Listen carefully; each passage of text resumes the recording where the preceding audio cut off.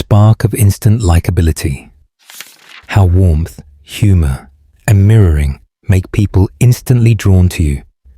Turn down the lights, and let me tell you about the hidden psychology behind being instantly likable. Picture this. You walk into a room, and before you've said a word, people lean toward you. It's not your outfit or the cologne you forgot to wear. It's the invisible rhythm of your energy syncing with theirs. And here's the twist. You probably won't survive the sheer volume of eye contact this will earn you. You drift into the glow of connection psychology, where charm isn't something you're born with, but something your neurons can be trained to whisper. When you're instantly likable, your presence tells the world, you're safe here. Studies show that within 7 seconds, people decide if they trust you, and the real kicker. Most of that judgment comes from non-verbal cues, your smile angle, your micro movements, your voice softness. Scientists still argue whether we evolved this radar for safety or status, but either way, it runs the show. Your body leaks warmth in ways you rarely notice. The corners of your mouth rise 0.5 centimeter too long when your smile is genuine. Your eyes crinkle with tiny lines. Those are called Duchenne markers, and they're basically nature's seal of authenticity. If you fake it, the muscles don't cooperate. You might fool your aunt on Zoom, but your subconscious audience reads it instantly and backs away without knowing why. And then there's mirroring, the quiet art of matching the rhythm of someone's breath, their posture, the little tilt of their head when they talk. You might think that's manipulation, but it's actually an ancient dance of empathy. When you do it gently, you create microdoses of oxytocin, the trust hormone. The other person feels seen, even if they can't explain it. Anthropologists believe early tribes used this instinct to survive. If your vibe didn't sync with the group, you were left outside the firelight. Romantic, right? In a Darwinian kind of way. But here's the fringe twist. Researchers studying synchronized heartbeats found that people who simply maintain shared rhythm, breathing, talking, or even nodding together, begin to show matching heart rates. It's like emotional Bluetooth pairing. You can test this. Next time you talk with someone you like, slow your breathing slightly. Watch them start to mirror your calm without realizing it. It's subtle, but it works frighteningly well. Of course, likability isn't all soft glances and synchronized sighs. There's the tiny sprinkle of humor that disarms tension like magic. Not slapstick humor, the kind that tries too hard, but the gentle, self-deprecating kind that says, I'm human, you can relax. When you make yourself safely imperfect, you give everyone else permission to be imperfect too. That's why people love it when confident folks admit small mistakes. It feels real, refreshing. Psychologists call it the pratfall effect. Spill a little coffee on your script, and suddenly you're relatable. Just don't trip twice. It stops being charming and starts being slapstick. Think of your likability as a soft frequency, not a performance. Every movement, every pause, every half smile emits subtle data. Even the direction of your feet. Did you know they subconsciously point toward the person you feel most connected to? Try watching a group at a cafe sometime. Feet never lie. They're little compasses of attention. Scientists still debate whether this instinct is social or territorial, but the evidence is consistent. Body alignment tells the truth long before words do.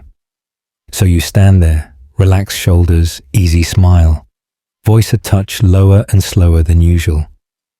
The trick isn't to act confident, it's to act comfortable, as if you belong in every space you enter. When your nervous system relaxes, people's nervous systems respond in kind.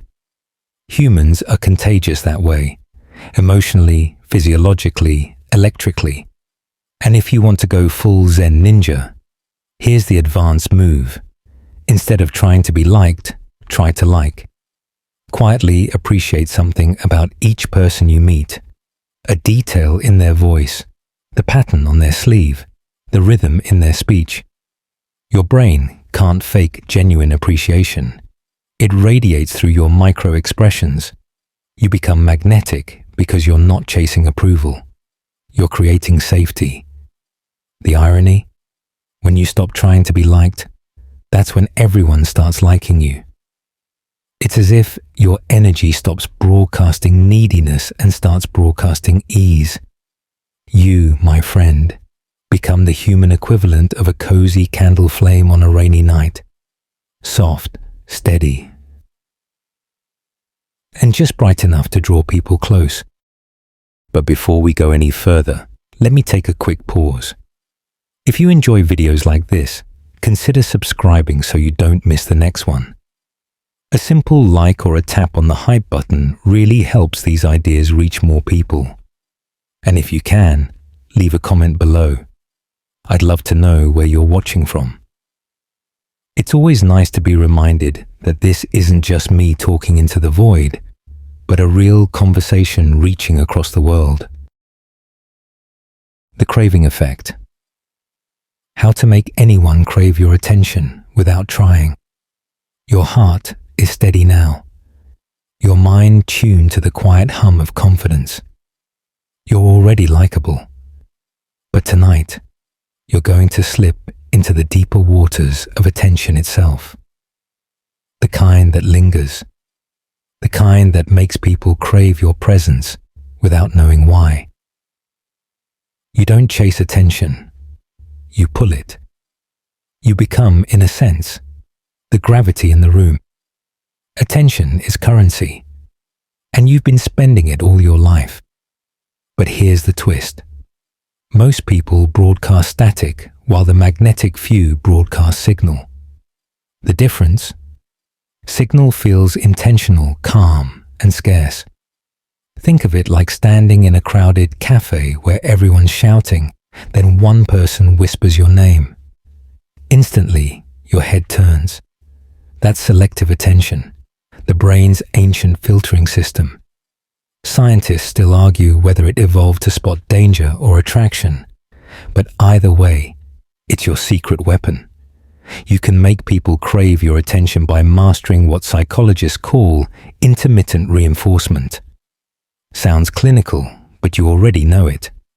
It's the reason slot machines and text messages feel addictive. The brain releases dopamine not from constant reward, but from unpredictable reward. So when you're sometimes fully present, attentive, engaged, warm, and other times just a little mysterious, you create an irresistible rhythm. It's not manipulation. It's how curiosity and desire are wired to survive. Let's get tactile for a moment. Picture this. You're at a dinner table and someone's telling a story.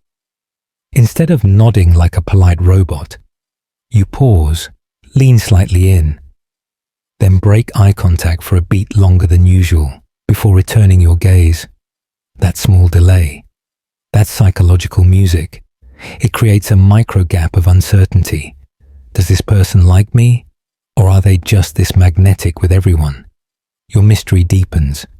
Your attention becomes valuable precisely because it isn't freely handed out like confetti. But here's a quirky tidbit. In experiments with social media users, researchers found that people rate others as more attractive when their online responses are delayed slightly, rather than immediate. Our brains interpret delay as selectivity. It's ancient programming. Attention that must be earned feels more meaningful. So yes, the next time you text back after a minute, instead of a millisecond, you're not being aloof. You're practicing neurochemistry. Now let's talk energy. People can feel when your attention is sharp and alive. It's not about looking intense, it's about being present enough that your gaze feels like a warm beam of focus. Everyone else might be half in their heads, checking mental notifications, while you're right there, noticing the curve of their sentence, the flicker of emotion in their voice. When someone truly feels seen, their brain's reward circuits fire like fireworks. That's the craving effect in action. Here's the paradox. Craving your attention doesn't come from you demanding it, but from you withholding it just enough. Think of sunlight peeking through clouds. It's rare, it's precious, and it makes people turn toward it instinctively. You don't vanish, you pulse. Be fully attentive when you engage, then gently fade back into calm neutrality. That rise and fall creates a psychological heartbeat people tune to without realizing. Scientists still debate whether dopamine is about pleasure or pursuit. The leading theory now says it's not the having that excites us, it's the almost having, the pursuit, the anticipation. You become magnetic by existing in that almost space, by never giving your entire hand away. You're there, then gone, then there again, softly unpredictable. Let's not pretend you're a puppet master. This isn't about control. It's about awareness. When you know how attention works, you stop wasting it on proving your worth. You start investing it strategically, sparingly, beautifully. You become the person others check their phone for. A fringe study once found that people exposed to mild, unpredictable signals from someone, like a random compliment or subtle glance, showed increased neural bonding markers, as if their brains were anticipating intimacy. That's wild. You can spark closeness simply by being rhythmically inconsistent, in a way that feels natural, like a heartbeat. Again. So you sit across from someone, listening fully. When they laugh, you don't rush to fill the silence. You let the moment breathe. They lean in without knowing why. Your pauses are like commas in a symphony. You're teaching their brain that your attention is rare and soothing, something to be earned and treasured. Here's your quiet takeaway. Stop trying to get attention. Instead, train yourself to give it like art, sometimes bright, sometimes dim, always deliberate. When you do, people don't just notice you, they orbit you, like moths to a candle that never quite burns out. The silent grammar of the body. How posture, gestures, and micro-tilts make people respect you before you speak. Your shoulders drop an inch, your spine stretches, not stiffly, but as if a silk thread tugs gently from the crown of your head. You're not standing taller, you're standing truer, because before you even open your mouth, your body has already written the first paragraph of the story people read about you, and their brains, efficient little gossipers, decide in less than a heartbeat whether to trust, admire, or overlook you. Body language isn't about theatrics. It's grammar made flesh. Every gesture is punctuation. Every tilt a verb. Scientists still argue whether posture evolved for communication or just for better lung capacity, but the result's the same. Your stance speaks louder than your sentences. Here's a fact that'll ruin your next commute. You can predict a leader in a crowd just by posture, not by height or suit quality, but by openness. People with relaxed torsos, uncrossed limbs, and deliberate stillness emit what psychologists call non-reactive presence. It signals control, calm, and competence. The opposite, fidgeting, shrinking, darting eyes, broadcasts self-doubt like an accidental confession. But let's get more playful. Your micro-tilts, those barely perceptible shifts of your head or body, are the commas and semicolons of attraction. Tilt slightly when someone's speaking, and your body says, I'm listening, I value you. Straighten subtly when it's your turn, and it says, your move, I'm grounded. That dance builds rapport faster than any compliment ever could. And then there's the power triangle. No, not the office politics kind, the physical one. Draw an invisible line from your eyes to your chest to your hands. Keep that area open and visible, and people's subconscious lizard brains register safety and honesty. Cross your arms over it or bury your hands in pockets too long, and trust drops like bad Wi-Fi. Scientists still debate whether this reaction is hardwired or learned, but every social study agrees. Openness breeds respect. A quirky tidbit from a posture experiment at Harvard.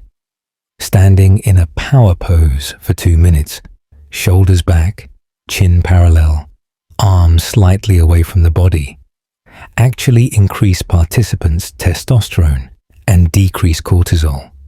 The controversy? Later studies failed to replicate the hormone changes consistently. But even when the chemistry didn't shift, the perception did. People felt more confident, and others responded accordingly.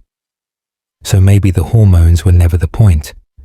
Maybe belief was the trick all along. Try this subtle move next time you enter a room. Pause at the threshold. Literally, a heartbeat before stepping in. It signals self-possession, like your energy arrives a moment before your body. You'll notice heads turn, though you didn't say a word. The pause draws curiosity. It tells the room you are choosing to arrive, not stumbling into existence. Here's another silent superpower: asymmetry. Perfect symmetry looks posed, unnatural. But when one shoulder drops a touch, one corner of your mouth quirks slightly, you project effortless ease.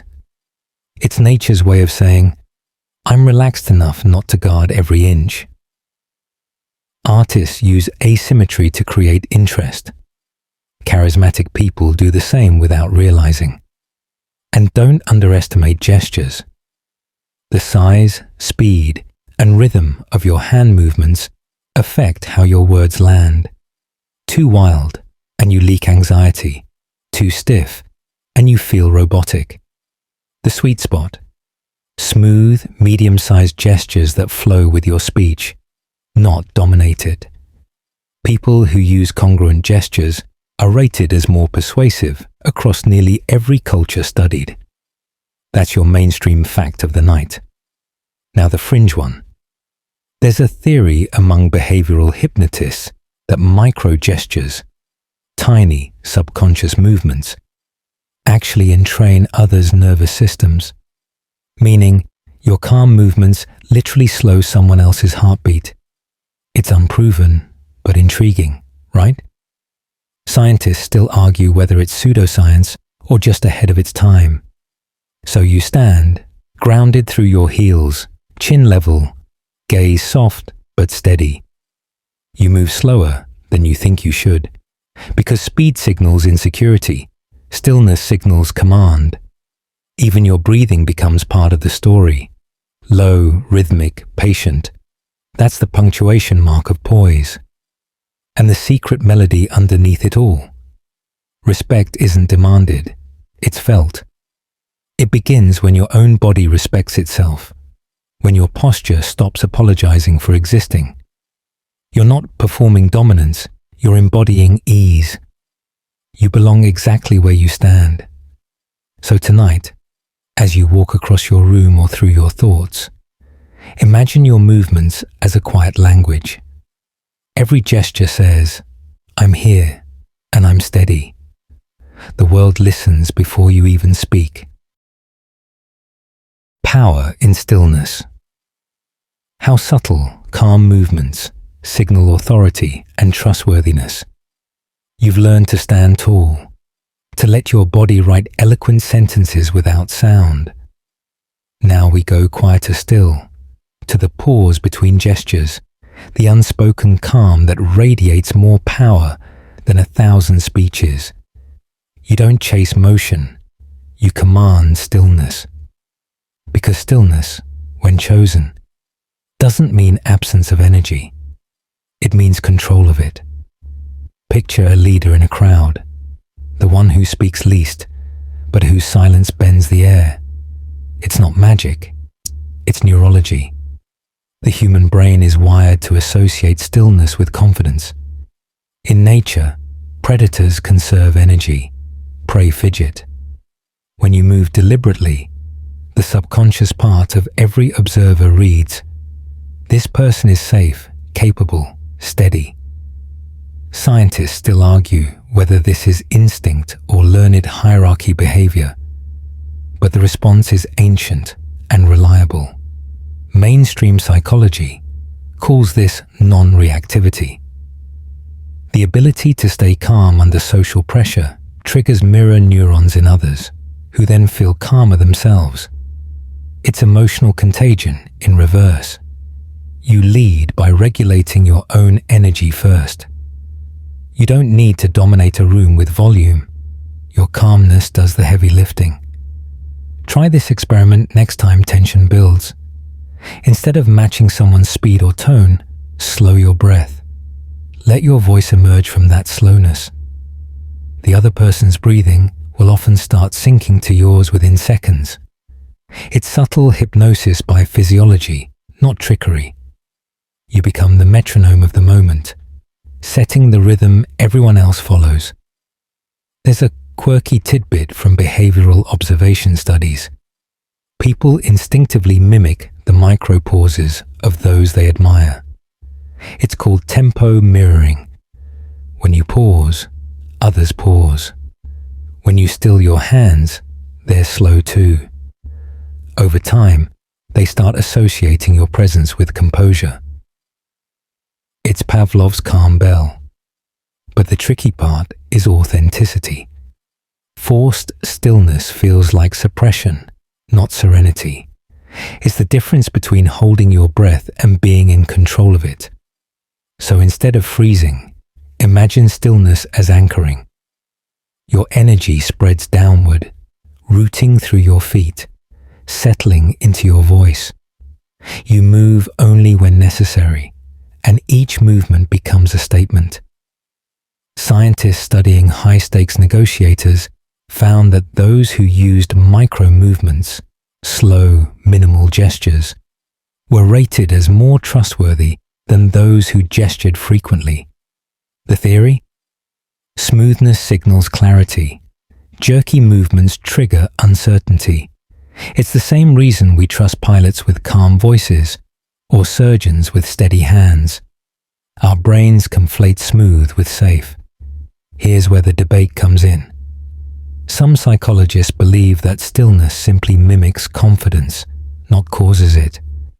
Others argue it's a feedback loop, that practicing calm posture actually rewires your nervous system to feel calmer. The truth probably lives somewhere between.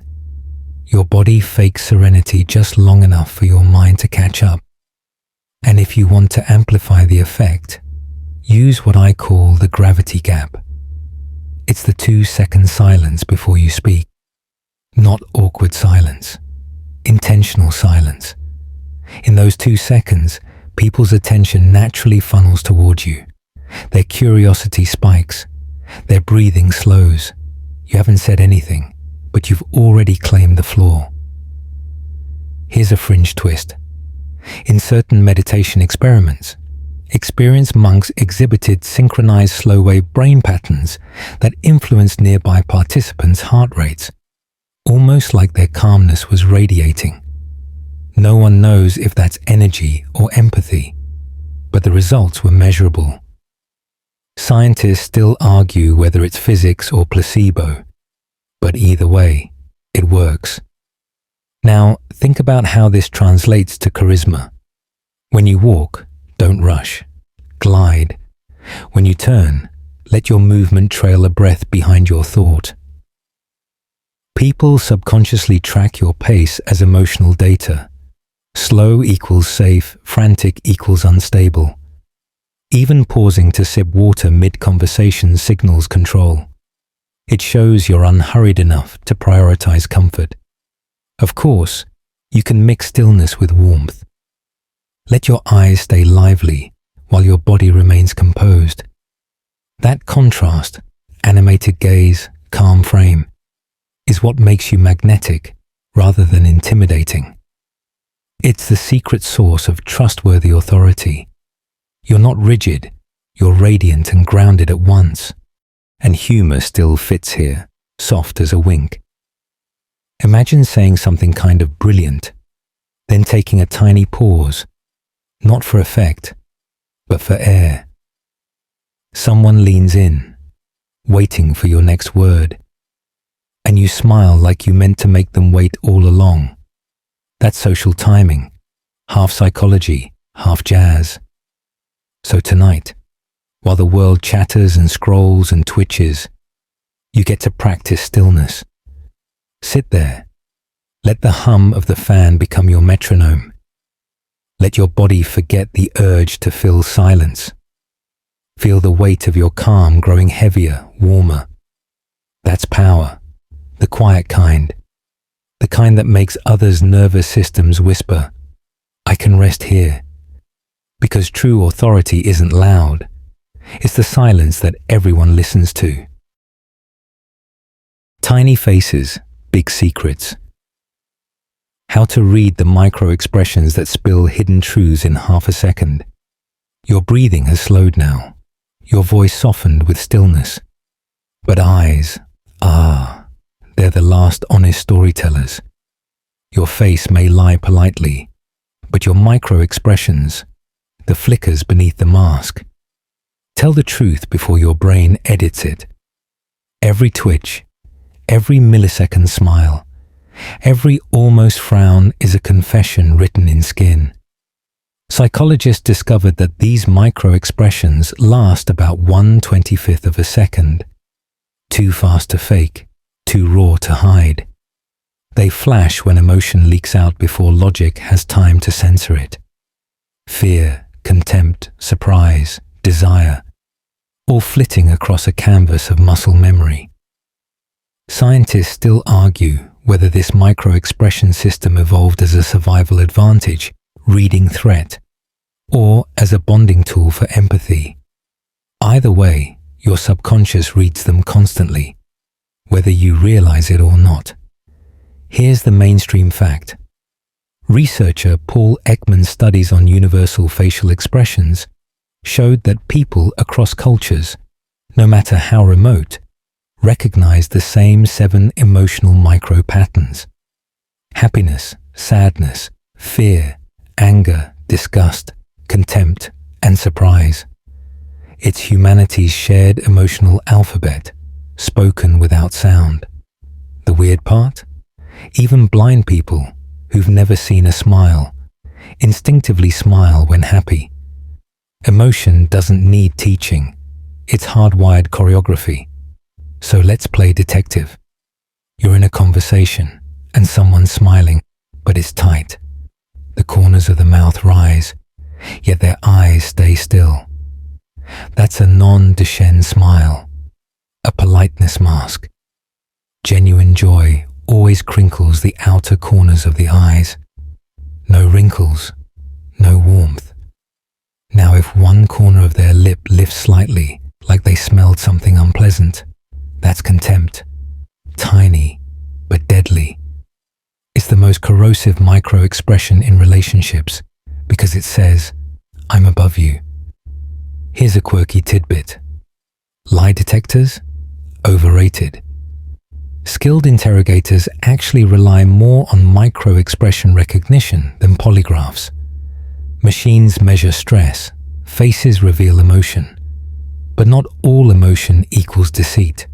Someone can show fear because they're nervous about being accused, not because they're guilty.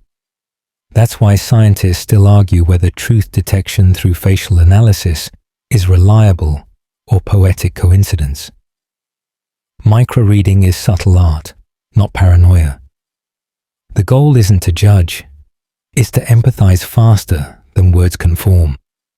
If someone flashes surprise, then smiles quickly, it means their brain is reconciling new information with affection. They're adjusting to good news. But if their eyes widen and jaw tightens with no smile recovery, they're in defense mode. You sense it even if you can't describe it. Like a bass note you feel more than hear. Here's a trick you can test tonight. Watch any reality show with the sound muted. You'll start noticing flickers, eyebrows lifting a beat too high, nostrils flaring when someone feels challenged. Once you see it, you can't unsee it. Your perception sharpens like a camera coming into focus. Now, let's talk about your own face. You can train it, not to hide emotion, but to harmonize with intention. When you're listening, soften your eyes slightly, nod with tiny motion, and let your expression mirror the emotional tone of what's being said. That's emotional mirroring in micro form. People's brains release oxytocin when they see their emotion reflected back. You become the human version of an empathetic echo. But careful, forced expressions backfire. Ever held a smile too long and felt your cheeks rebel? The brain can detect micro-fatigue, muscles straining to maintain emotion. Authenticity has rhythm. It breathes. So instead of plastering a grin, feel a genuine moment of warmth. Your face will respond naturally, and others will sense it instantly. There's a debate in neuroscience circles called the facial feedback hypothesis. It suggests that your expression doesn't just reflect emotion, it can create it. Smile long enough, and you start to feel happier. Frown, and your mood follows. Some studies support it, others call it placebo. Still, if posture shapes emotion, why not the face too? Your expressions are feedback loops of feeling. A fringe study once used thermal imaging to show emotional heat maps of faces. Anger warmed the forehead, sadness cooled the cheeks, joy glowed across the nose and eyes. The researchers claimed emotions radiate like weather patterns. Others dismissed it as interpretive art. But it paints a lovely metaphor, doesn't it? Each face a living forecast of the heart. And here's the poetic truth. When you learn to read micro-expressions, you stop taking things personally. You start seeing humanity's raw data, the little sparks of fear, love, insecurity, and surprise that dance beneath every conversation. Suddenly, people aren't mysterious. They're transparent symphonies of feeling, humming in half seconds. So tonight, as your reflection glows faintly in the dark screen nearby, notice your own micro movements, the twitch of your eyebrow, the subtle lift of your lips. Those are the ghosts of emotions passing through. They're not flaws. They're proof that you're alive, connected, beautifully human. And as you drift, remember this: your face is a whispering diary, and those who listen softly will always read the truth. Voices like maps. How tone and phrasing reveal what others think, long before they say it outright. You've been watching faces, reading the language beneath the skin. Now it's time to tune your ears, because voices carry secrets that eyes can't hide. Every rise, pause, and breath is a breadcrumb trail into someone's mind. You just have to learn how to listen like a detective wrapped in velvet. A voice isn't just sound. It's emotion sculpted by air. The tone, pitch, and rhythm of speech reflect mood, confidence, and even hidden motive. Scientists still argue whether we evolved vocal nuance for emotional signaling or social manipulation. But either way, your tone reveals you faster than your words do. It's why you can tell when someone's upset just from the way they say, "I'm fine." That flat, brittle delivery like porcelain about to crack. Here's your mainstream fact. Research shows that only about 7% of communication is verbal. The other 93% is tone and body language. That number gets debated constantly, but the essence remains. How you speak matters far more than what you say. People remember the melody, not the lyrics. Now imagine this. Someone greets you with a voice that sits low, slow, with warmth wrapping each syllable like honey. Instantly, your brain releases oxytocin, signaling trust. Meanwhile, a sharp, high-pitched tone triggers cortisol, the stress hormone. Your nervous system can't help it. It treats harsh sound as danger. That's why leaders, therapists, and even pilots train to use lower, steadier vocal tones. They literally make people's heart rates drop. And here's a quirky tidbit. Studies on voice attractiveness reveal that both men and women instinctively lower their pitch when speaking to someone they find appealing. It's subconscious flirting, the vocal equivalent of a slow blink. Some evolutionary psychologists claim it mimics the resonance of calm dominance. Others say it's just acoustics. Either way, the effect works. Let's get practical. You can read a person's emotions by tracking prosody, the musical contour of speech.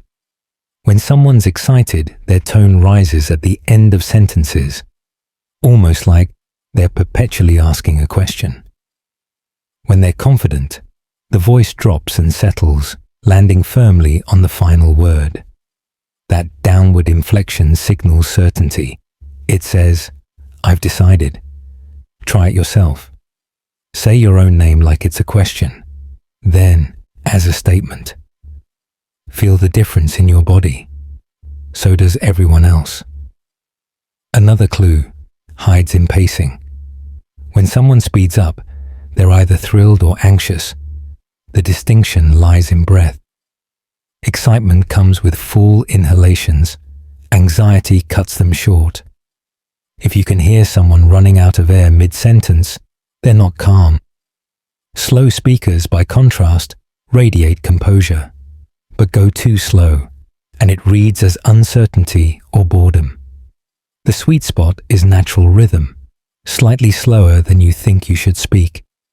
That tiny lag draws listeners in, forces their attention to stretch and follow. Here's the fun part. Your voice is contagious. When you speak calmly, others' vocal cords unconsciously adjust to mirror yours. It's part of vocal mirroring, an unspoken social glue. Couples in long-term relationships even begin to share similar pitch ranges over time. Scientists still debate whether that's emotional syncing or simple mimicry, but it's real and kind of adorable. And yes, there's fringe science too. A few sound therapists claim the frequency of your speaking voice can influence the electromagnetic fields around others. That's deep pseudoscience territory. Yet the poetic idea persists, that your tone doesn't just travel through air, but through energy.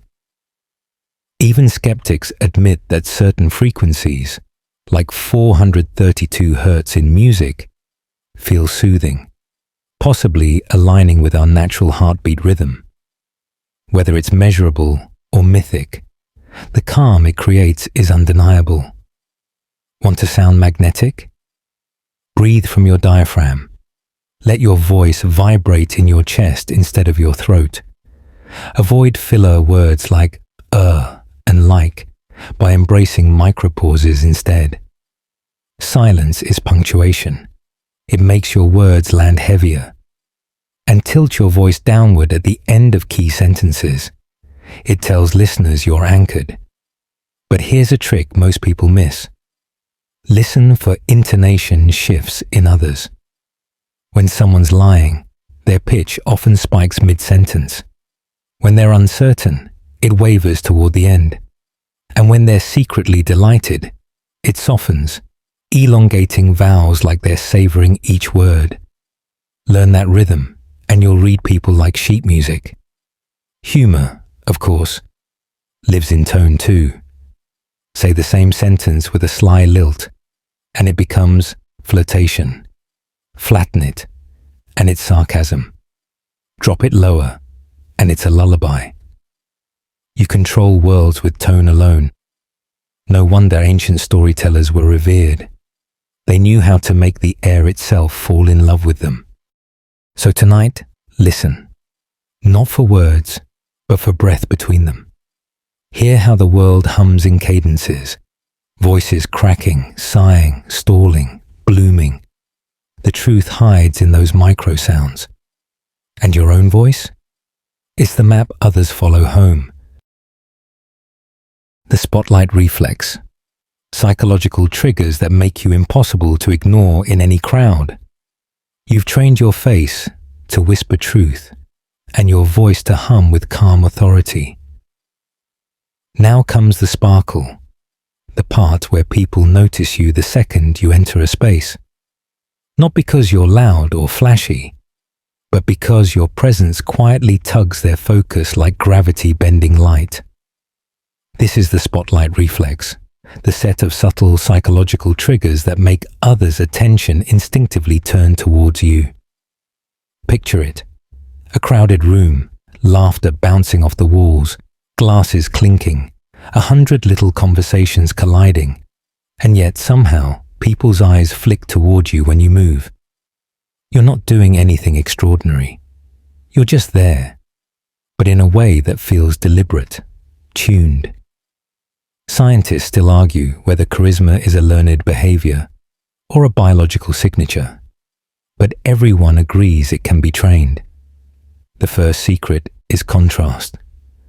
The human brain is wired to detect change, movement, temperature, light, energy. You don't have to stand out with bright colors or booming laughter. You just need to be different from the baseline energy of the room. If everyone's talking fast, you slow down. If everyone's tense, you radiate ease. It's not rebellion. It's rhythm control. You become the metronome others subconsciously adjust to. Here's a mainstream fact. Studies in social attention show that humans have what's called a joint attention reflex. When one person focuses on something or someone, others naturally follow their gaze. It's how flocks and crowds move together. So when you enter a space and look with intention, soft focus, not darting, people's attention flows toward you as if magnetized. You're teaching the room where to look. Now here's a quirky tidbit. Illusionists use this exact mechanism on stage. They call it leading attention. By moving slower, pausing longer, and maintaining steady eye contact at key moments, they make hundreds of eyes follow one gesture. They're not controlling minds, they're controlling tempo. And charisma, like magic, is half timing, half stillness. The trick is to balance energy and mystery. Step in with relaxed posture, scan the room without urgency, and land your focus softly on one or two people before glancing away. It creates a mini electric circuit of attention, like a wink you didn't quite give. That subtle acknowledgement tells the group's collective unconscious. You're aware, you're calm, you're safe to watch. Scientists still debate the biology of this attention pull. Some say it's mirror neurons syncing to confidence. Others suggest it's rooted in dominance hierarchy. Humans orient toward whoever seems least reactive. Either way, calm presence reads as authority. The less you chase validation, the more validation chases you.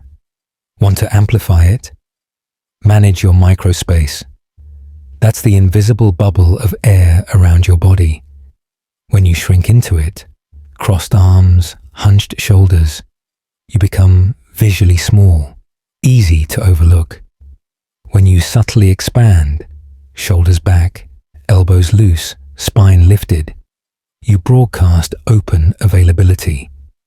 The difference is only a few inches, but the brain reads it like a neon sign. And humor, yes, humor lights up the spotlight faster than any outfit ever could. A single wry comment or small smile, held just a second too long, turns ordinary interaction into sparkle. People remember how you made them feel, not what you said. The best part? You don't even have to be funny, just amused. Enjoy the moment, and your vibe tells everyone you're comfortable enough to play. Now, there's a fringe theory I adore. Some social scientists claim that charismatic people emit stronger microfluctuations in skin temperature, literally radiating warmth that others can sense up to a few feet away. Sounds wild, right? But think of how we describe charisma: warm, magnetic, radiant. Maybe the metaphors weren't metaphors after all. Scientists still argue whether that warmth is physical or perceptual, but the phenomenon keeps popping up. And there's another debate worth whispering about: the spotlight effect versus the spotlight reflex. The spotlight effect says you think everyone's watching you, they're not. The spotlight reflex says if you move with relaxed intention, they actually do. The difference is self-consciousness versus self-awareness.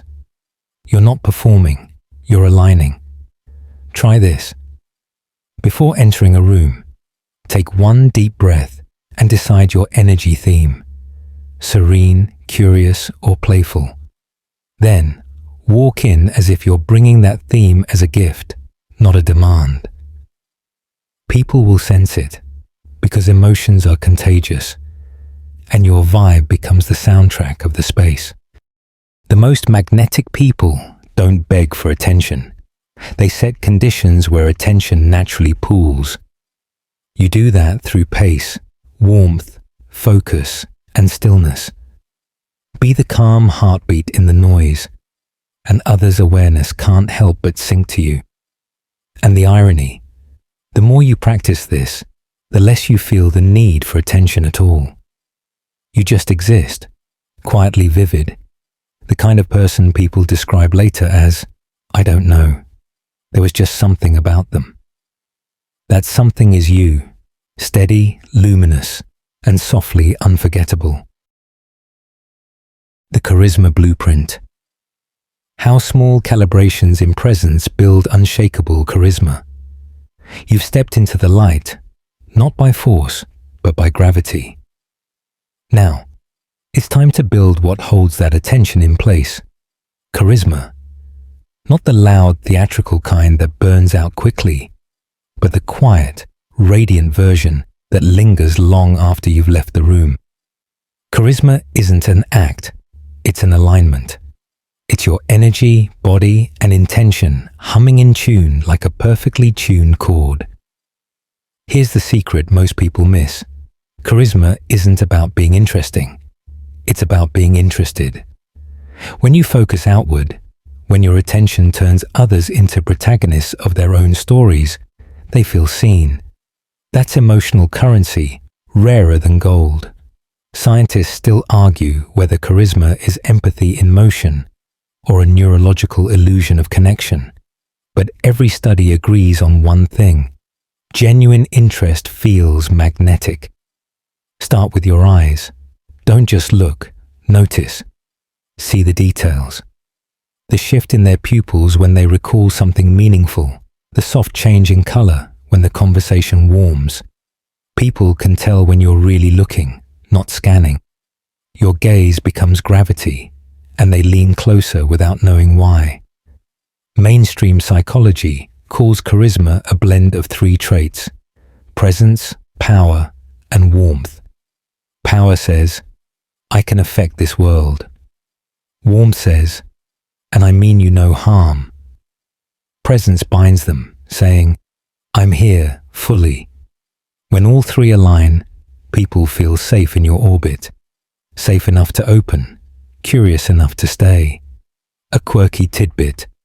MIT researchers once used motion sensors to predict which executives would succeed, just by their body rhythm during meetings. Charismatic ones didn't talk more. They simply moved more fluidly, pausing strategically. Their gestures matched their tone like jazz, Even without audio, observers could pick them out. Charisma, it seems, is visible music. Now, the mechanics. Your micro-calibrations matter more than your words. The tilt of your head when listening, the half smile when someone shares something small, the way your shoulders shift subtly toward them. These are micro-validations. Each one tells the brain, you matter. And people never forget who made them feel that way.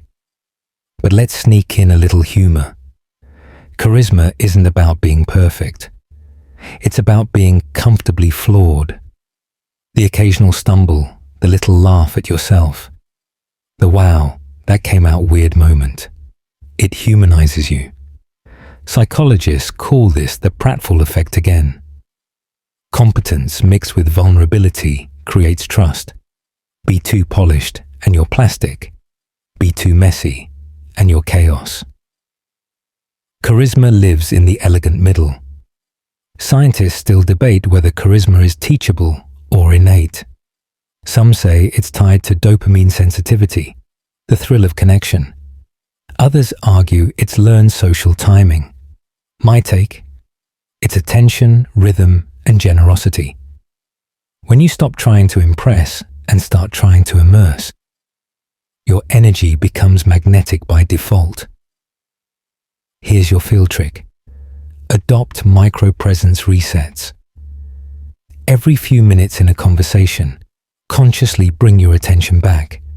Notice your breath, their eyes, the tone of the air between you. That tiny act recharges your charisma battery. People can sense when your focus drifts. Your absence is palpable, even if your body's still there. Now for the fringe.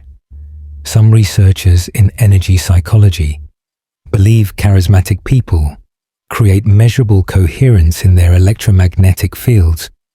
Their hearts synchronize with others nearby. Sounds wild, but there's early data from the HeartMath Institute suggesting heart rhythms sync during deep rapport. Scientists still argue whether that's mystical or measurable, but imagine the poetry of it. Hearts literally finding each other's rhythm. If that's too woo-woo, try this practical tweak instead. Control your micro pauses. Before answering, let a beat hang. It signals reflection, depth, patience. The pause makes others feel your attention like warm light.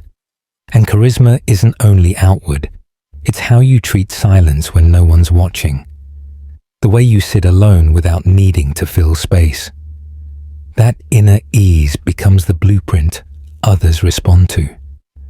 Because if you're comfortable in your own energy, others relax around you automatically. So picture yourself walking into a room, not as a performer, but as a tuning fork. Your calmness tunes everyone else. Your laughter feels like permission. Your presence makes the air softer. And when you leave, people exhale, realizing they'd been breathing in rhythm with you the whole time. That's the blueprint.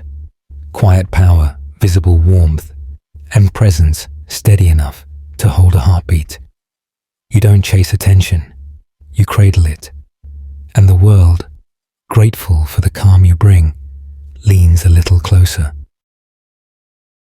The dark side of magnetism. Understanding the manipulative tactics of persuasion and how to guard your energy. You've learned to glow. Now you need to guard that light, because charisma, when bent just slightly, becomes control. The same psychology that draws people toward you can, in the wrong hands, pull them off balance.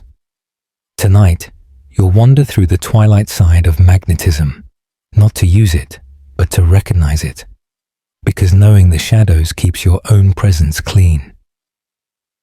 Charisma and manipulation share DNA. Both rely on mirroring, empathy, timing, and confidence. The difference is intention. Manipulators use these tools to extract. Magnetic people use them to connect. But in the moment, the distinction can feel blurry. Scientists still argue whether dark charisma is a personality trait or just strategic empathy without morality. Either way, it works frighteningly well. Let's start with the mainstream fact. Studies on Machiavellian intelligence show that charm and deceit often overlap in high social performers. The traits that make someone persuasive, emotional reading, adaptability, charm, are the same ones con artists perfect. Your brain, wired for connection, mistakes confident attention for care. It's not your fault. Evolution made us social optimists. Now, the first red flag. Love bombing.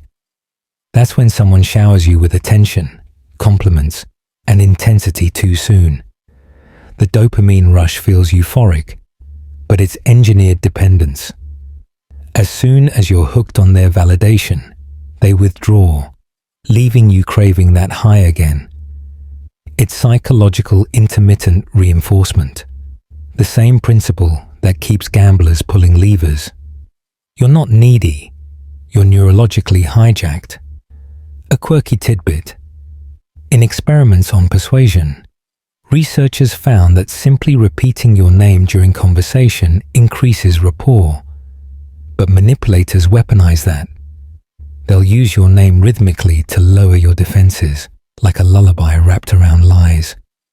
Once you spot it, it's oddly creepy, like a salesman whispering your soul's serial number. The second red flag, mirroring overload. While genuine mirroring is subtle, manipulative mirroring is perfect. Every gesture matched, every word echoed. It's mimicry on steroids. It feels flattering at first, then eerie, as if your reflection learned to breathe on its own. Scientists still debate whether our brains prefer mild similarity or subtle contrast, but the pattern holds. Too much sameness feels suspicious. Then comes the empathy inversion. A skilled manipulator reads your emotional cues not to comfort, but to calibrate pressure. They track what soothes you, what startles you, what makes you explain yourself, and then they use it. It's empathy without ethics, a mirror turned inward. Recognizing it early keeps your energy safe. There's a fringe idea floating around behavioral circles called energetic vampirism. It sounds mystical, but strip away the Gothic label, and it's just emotional parasitism. People feeding on attention without giving any in return. They leave you drained, disoriented, as if your mind's battery flickered. Whether you frame it as aura or psychology, it's real enough to feel. Scientists still argue whether empathy fatigue is chemical or energetic, but the cure's the same. Boundaries. How do you guard against the dark side? First, slow the tempo. Manipulative energy thrives on urgency, fast emotions, fast decisions. When you breathe slower, pause longer, you break their rhythm. They can't hook you if you're not dancing to their beat. Second, watch for inconsistency. Charisma that shifts flavor depending on the audience isn't charisma. It's camouflage. True presence feels stable. Fake presence feels sticky, like someone trying on personalities until one fits. You'll know the difference by how you feel afterward. Genuine charisma energizes you. Manipulation leaves you slightly hollow. Third, trust tension. That tiny clench in your gut when something's off. That's not anxiety. It's data. Your subconscious picks up micro cues before your conscious mind catches up. Listen to it. Your intuition is faster than reason, older than speech. And because we can't resist a little humor, remember that one overly confident coworker who always says, "I'm just honest"? That's manipulation's favorite costume. Overemphasis on authenticity often masks the opposite. Real honesty doesn't need to announce itself. It just exists quietly. The good news? Awareness makes you immune. Once you see how the spell works, the charm fades. You stop mistaking intensity for intimacy, confidence for kindness. You start noticing who listens without agenda, who mirrors only to meet you, not to mold you. So keep your magnetism soft, your edges gentle, your energy anchored. You can shine without blinding, influence without invading. Because real charisma doesn't take, it invites. It doesn't drain, it nourishes. And the most magnetic thing of all, knowing your own power and choosing to use it kindly. The mirror of understanding. How empathy becomes the most seductive force in conversation. You've seen the shadows. Now let's step back into the glow. The kind that doesn't take but connects. Because nothing draws people closer than the feeling of being understood. Empathy is the quietest form of seduction there is. You don't need clever words or hypnotic eyes. You just need to make someone feel seen so deeply they forget to protect themselves. When you understand someone, not intellectually but emotionally, you become a mirror that reflects their best, most human parts. Scientists still argue whether empathy is a moral instinct or a learned skill, but they all agree it's magnetic. We're wired to seek resonance, to find another heartbeat that matches ours for a moment. Here's your mainstream fact. Neurologists discovered mirror neurons, brain cells that fire both when you perform an action and when you observe someone else performing it. They're the neural foundation of empathy, the reason you flinch when someone stubs their toe or feel warm when they laugh. Your brain can't help it. It experiences others' emotions as if they were your own. Now, the magic trick of empathy in conversation is listening past the words. People rarely say what they mean at first. They test the water with fragments, metaphors, jokes. The secret is to listen for emotion labels hiding underneath. I'm fine might mean I'm scared. It's whatever might mean it really mattered. When you respond to the emotion instead of the sentence, you unlock trust. Try it. Someone sighs and says, "It's been a day," instead of, "Oh, what happened?" Try, "Sounds like it's been heavy." You're naming the feeling, not probing for gossip. That single adjustment shifts the entire dynamic. Their body softens, their tone slows. They feel recognized, not interrogated. That's empathy's gentle hypnosis. A quirky tidbit. Researchers found that when therapists used feeling reflections rather than advice, clients rated them as more competent and more likable. Apparently, emotional understanding outshines problem solving every time. People don't want solutions, they want resonance. Here's where it gets subtle. You can mirror emotion without copying behavior. If someone's anxious, you don't mirror anxiety, you mirror care. You anchor them with calm, not chaos. Scientists still debate whether emotional mirroring is neural mimicry or conscious choice. But your nervous system knows what to do. You match just enough tone and pace to say, "I'm here with you." And for a little humor, think about how we all have that one friend who tries to relate by hijacking your story. You say, "I had a tough day," and they respond, "You think that's bad? Listen to mine." That's not empathy. That's emotional karaoke. Real empathy doesn't compete. It harmonizes. There's also a fringe theory called empathic resonance fields. It suggests that when two people sync emotionally, their brain waves partially align, like overlapping melodies. It's half poetry, half pseudoscience. But studies on synchronized brain activity during storytelling hint that it might not be entirely fantasy. Scientists still argue whether those overlaps are causation or coincidence. But the idea is deliciously human, that our minds can literally hum together. Empathy also makes you unforgettable. Think back to anyone who truly listened to you once. The teacher, the stranger, the late-night confidant. You still remember their face, don't you? That's because empathy etches memory deeper than adrenaline. When someone feels emotionally safe, their hippocampus, memory central, goes into imprint mode. You become part of their calm. The trick is to balance empathy with boundaries. Too much, and you absorb everyone's feelings until your emotional skin wears thin.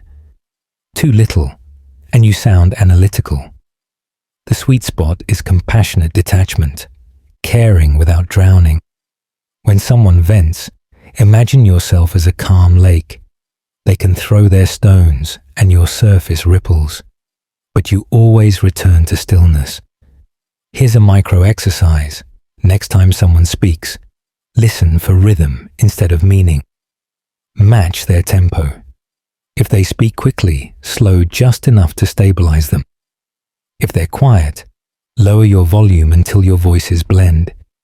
That's musical empathy, conversation as duet instead of debate. And maybe the most seductive move of all, the pause after they finish speaking. The breath, where you let their words settle before you answer. It's a tiny gift of attention, but it feels like intimacy. Silence in empathy is oxygen. So tonight, think of empathy not as softness, but as strength. You don't have to fix anyone. You just have to witness them, patiently, curiously, without flinching. People remember that more than any compliment, any story, any clever remark. Because in a noisy world, being understood is the rarest sound of all. And when you're the one who gives it, you become unforgettable. The loudness of silence. How quiet confidence dominates conversations without effort. You've learned to listen like an empath, to mirror emotion with grace. Now comes the paradox. How silence, the thing most people rush to fill, can make your presence louder than any voice in the room. You don't need to outtalk anyone. You just need to know when not to. Because quiet confidence doesn't compete. It commands. Silence, when used intentionally, isn't absence. It's pressure. It makes space expand, eyes lift, attention sharpen. People lean into your stillness the way they lean toward a whisper. Curious, alert. Scientists still argue whether this instinct comes from social hierarchy or pure suspense psychology. But the effect is ancient. When you pause, others listen harder.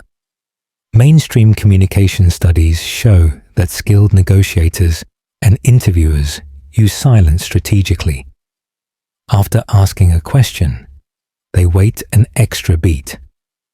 5 seconds longer than feels comfortable. Most people, desperate to fill the gap, reveal more truth than they meant to. The human brain treats silence as unfinished business. You, meanwhile, sit calmly inside it, radiating composure. Picture this. Someone dominates a conversation. Words tumbling like marbles, their rhythm frantic. You, instead of matching that tempo, simply nod, smile softly, and let them run out of steam. The moment they pause, you hold eye contact, gentle, not piercing, and don't rush in. That heartbeat of quiet reclaims the floor without a word. Your stillness becomes the punctuation mark their sentence needed. There's a quirky tidbit from group dynamics research.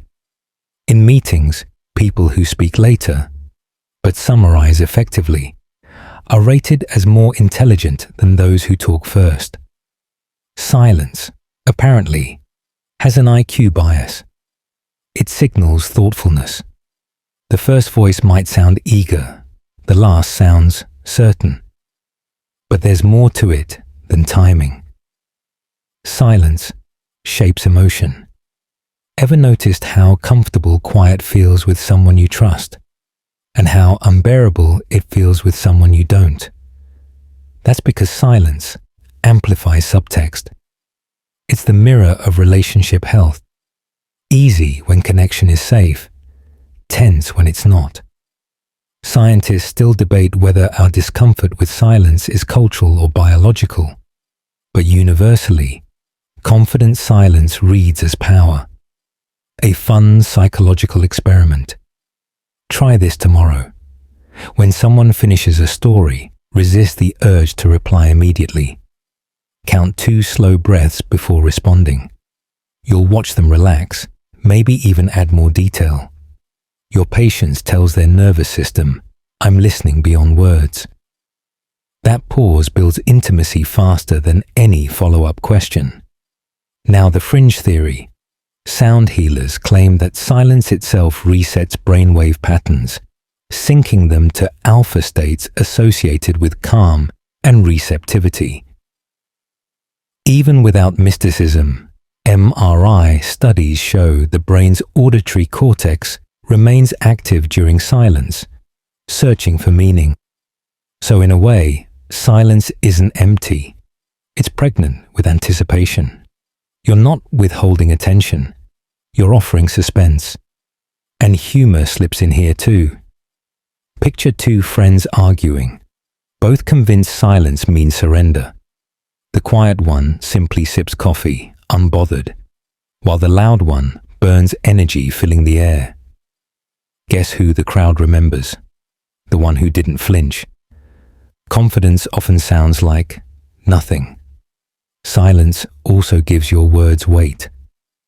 When you finally speak, people register your voice as relief, a return of clarity. It's the rhythm of great storytellers. Tension, pause, release. Your listeners breathe when you breathe. The stillness between phrases becomes your signature. Here's a simple but powerful tool. The breath buffer.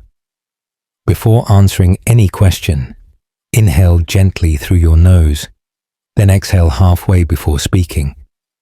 It slows your pacing and signals emotional regulation. People associate that control with leadership. The secret isn't dominance, it's poise. And remember, silence doesn't mean detachment. Your eyes, your half smile, your nod, they keep the conversation alive without words. That's the dance of confident presence. Minimal movement, maximum meaning. So as the night hums softly around you, practice this art. Let silence fill your sentences like candlelight fills a dark room.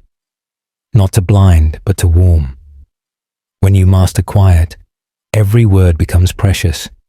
People lean closer, not because you're loud, but because you could speak and choose not to yet. That's power. Not the kind that shouts, but the kind that stills others into listening. The energy shift trick. How to alter a room's mood within seconds just by entering it. You're fluent in silence now, master of the pause and the breath. But what if the entire room feels off, buzzing too loud, cold with tension, or sluggish with boredom? Here's where your quiet presence evolves into something subtler, the power to shift energy. You don't need to announce yourself or make grand entrances. You simply arrive differently, and the atmosphere changes with you. It sounds mystical, but it's just neurobiology wearing a velvet cloak. Humans are emotional tuning forks. Our nervous systems sync to the most coherent frequency in the room. Scientists call it limbic resonance, the process where moods, breathing, and even heart rates subtly align between people nearby. They still argue whether it's purely chemical or partially electromagnetic, but whatever it is, you felt it.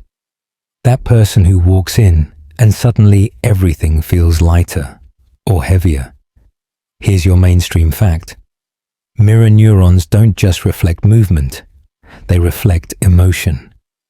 When someone displays calm confidence, those around them unconsciously imitate the same neural patterns.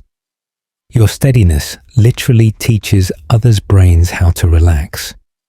You've become, without realizing, a human emotional thermostat. Now picture this. You step into a crowded event. The chatter is fast, the air slightly frantic. Instead of matching that current, you slow your own tempo. Shoulders drop, breath deepens, eyes scan gently instead of darting. Within 30 seconds, people near you start mirroring that calm. Voices lower, postures ease. It's almost spooky, like you've turned down the emotional volume knob. But it's not magic, it's biology in motion. And here's a quirky tidbit. Studies show that group energy responds fastest to someone standing slightly off-center rather than front and center. Peripheral influence feels organic, not dominant. So you don't need the spotlight. You just need presence at the edges, radiating calm that ripples inward. Think of it as charisma through osmosis. If you want to shift energy even faster, try this. When you make eye contact, let your gaze soften. Not piercing, just steady warmth. People often mirror the micro muscles around your eyes without knowing it, which subtly changes their mood. You can literally make someone's face relax by relaxing yours first. Scientists still debate whether that's empathy or mimicry, but it's delightfully effective. Energy isn't just emotional, it's sensory.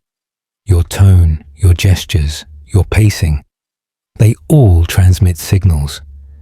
Ever notice how one person's laugh can reset a group's vibe, or how one sigh can drain it? That's the feedback loop you're learning to control. When you choose your internal rhythm, you quietly choose everyone's. Fringe researchers talk about heart coherence, the theory that when your breathing and heartbeat sync in calm rhythm, your electromagnetic field stabilizes, subtly influencing others within about 3 feet. Sounds wild, but early studies at the HeartMath Institute found that nearby participants' heart rates began aligning unconsciously with a calm person's. Scientists still argue whether that's measurable energy or shared physiology, but either way, you've probably felt it. That invisible exhale when someone peaceful enters the space. Now for a little humor. Ever walked into a meeting so tense it could curdle milk, and you drop a small joke? Nothing wild, just enough to spark one reluctant smile. That's energy alchemy. You just flipped a neural switch from threat mode to play mode. Dopamine trickles in, cortisol fades. Congratulations, you just performed a micro miracle using sarcasm and eye contact. To make this sustainable, you need awareness of your baseline frequency. What do you radiate when you're neutral? If your neutral state is anxious, that's what others will catch. So build rituals, deep breathing, music, micro stretches to reset yourself before entering social space. Think of it as tuning your instrument before you play.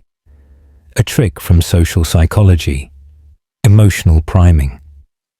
Before entering a room, visualize warmth. Imagine exhaling calm light that fills the space. Silly? Maybe.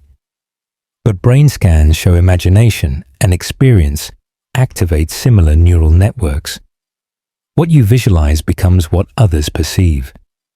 Scientists still debate whether emotional contagion is subconscious mimicry or actual shared resonance, but no one denies the result.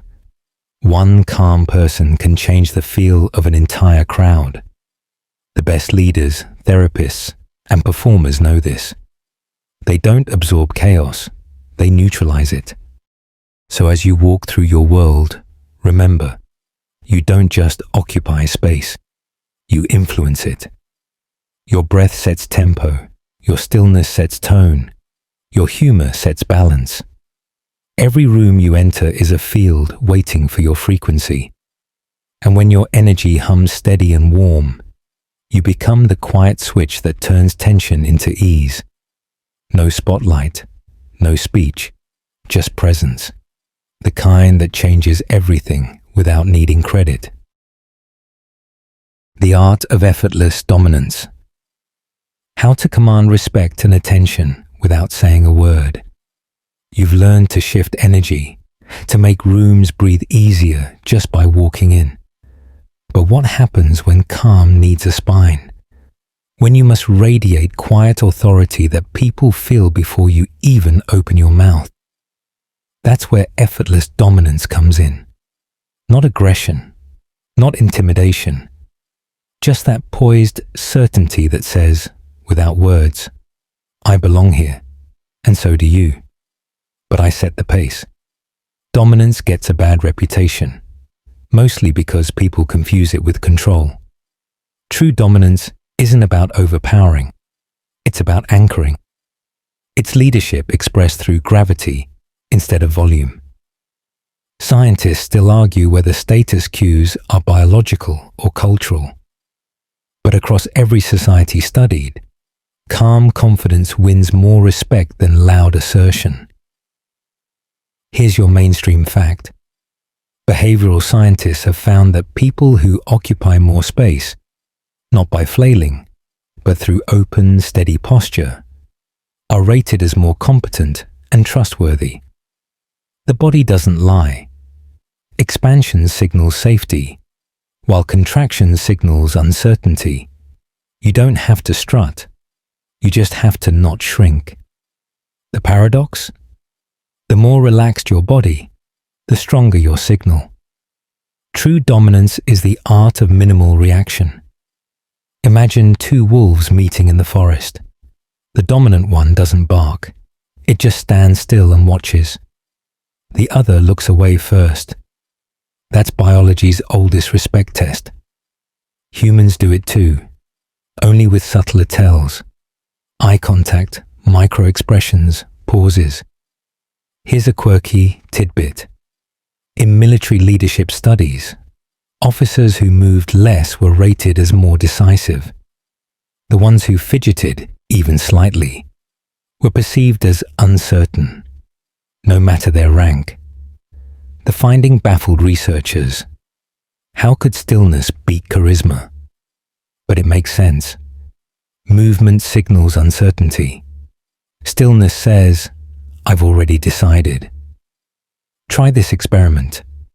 Next time you enter a tense space, take 1 extra second before speaking. 1. That single breath establishes dominance without anyone realizing why. Everyone else's nervous systems recalibrate to your tempo. You've just claimed invisible leadership through restraint.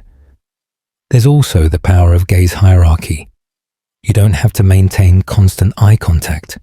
That's a rookie mistake. You just need to own when you look and when you look away. When you speak, meet eyes. When you finish, glance aside calmly, as if your attention drifts by choice. It signals control over focus. People subconsciously interpret that as confidence. Scientists still debate whether gaze control evolved for mating or leadership, but it's universal. Whoever controls focus controls perception. Now let's toss in some humor. You've met the fake dominant type, the one who interrupts constantly, spreads arms too wide, laughs too loudly at their own jokes. It's dominance cosplay. They perform control because they don't feel it. True authority never rushes. It doesn't need to prove. It just exists. Here's the subtle trick. Mix dominance with warmth. Hard energy without softness intimidates. Soft energy without firmness dissolves. But together, they create magnetism. What psychologists call dual-channel charisma. Speak slowly, with relaxed posture and micro-smiles. Your authority feels like comfort, not control. And here's a fringe idea that fits too well to ignore. Some energy theorists suggest humans emit field density, a kind of electromagnetic coherence that's stronger when confidence aligns with intention. They claim others can literally feel the solidity of your presence. Whether science or poetry, the metaphor holds. When your energy is settled, others feel it as weight, pleasant, grounding, safe. Dominance also lives in rhythm. When you speak, don't fill every pause. Let silence hang like a comma between sentences. It shows you're unafraid of stillness. Insecure people rush, secure ones glide. You can say a single sentence slowly, and it'll carry more weight than 100 rushed explanations. Watch your micro movements, shoulders loose, chin neutral, gestures intentional. Dominance isn't flexing, it's economy. Every move should look chosen. Even sipping water can be a power gesture when done with calm certainty. Scientists still debate the emotional basis of respect, whether it's admiration, fear, or simple predictability. But one thing remains clear: stability wins. When you're unshaken, others anchor themselves to you instinctively. So tonight, imagine yourself as the calmest point in the storm. No forced swagger, no performative confidence, just grounded presence. When you move, move slowly. When you speak, speak less. When you listen, really listen. People will feel it in their bones before they notice it in their minds. Because true dominance doesn't roar. It hums, low, steady, unbothered. The kind of energy that makes people straighten unconsciously when you walk by, even if they don't know why. That's effortless authority. The quiet kind that doesn't demand respect but receives it naturally. The eyes that lead. How to use eye contact to control the flow of attention. You're anchored now, steady, calm, radiating that unspoken authority. But the eyes are where the current moves. They're steering wheels for connection, trust, and attention. Subtle, yet unstoppable.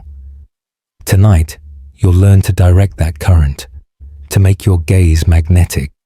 Never overbearing, never shy. Just enough to guide others without a single word. Think of eye contact as conversational choreography. Too little, and you vanish into background noise. Too much, and you turn into a lighthouse beam that blinds instead of guides.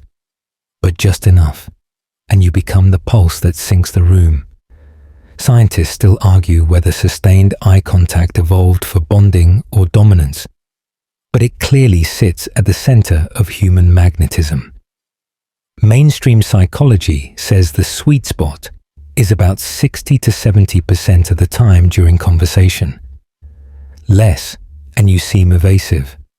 More, and you risk coming off as aggressive or mildly unhinged. But those numbers are guidelines, not commandments. Real charisma plays by feel. It's a rhythm.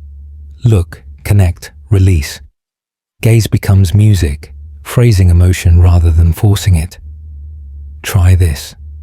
When you greet someone, hold their gaze for just a beat longer than social custom demands.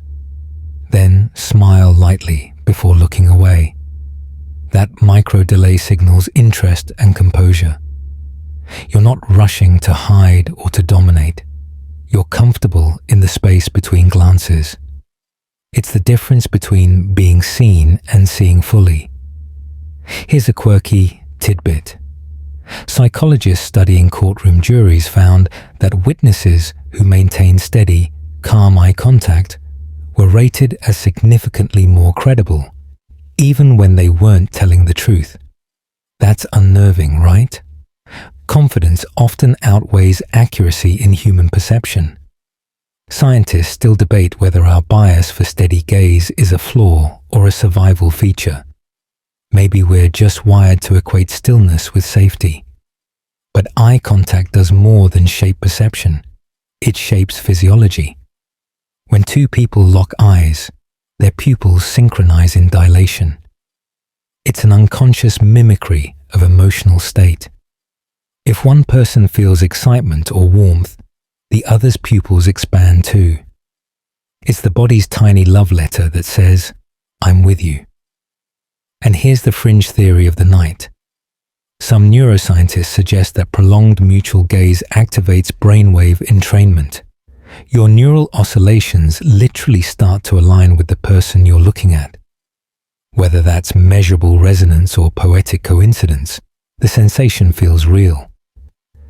Ever locked eyes with someone and lost track of time?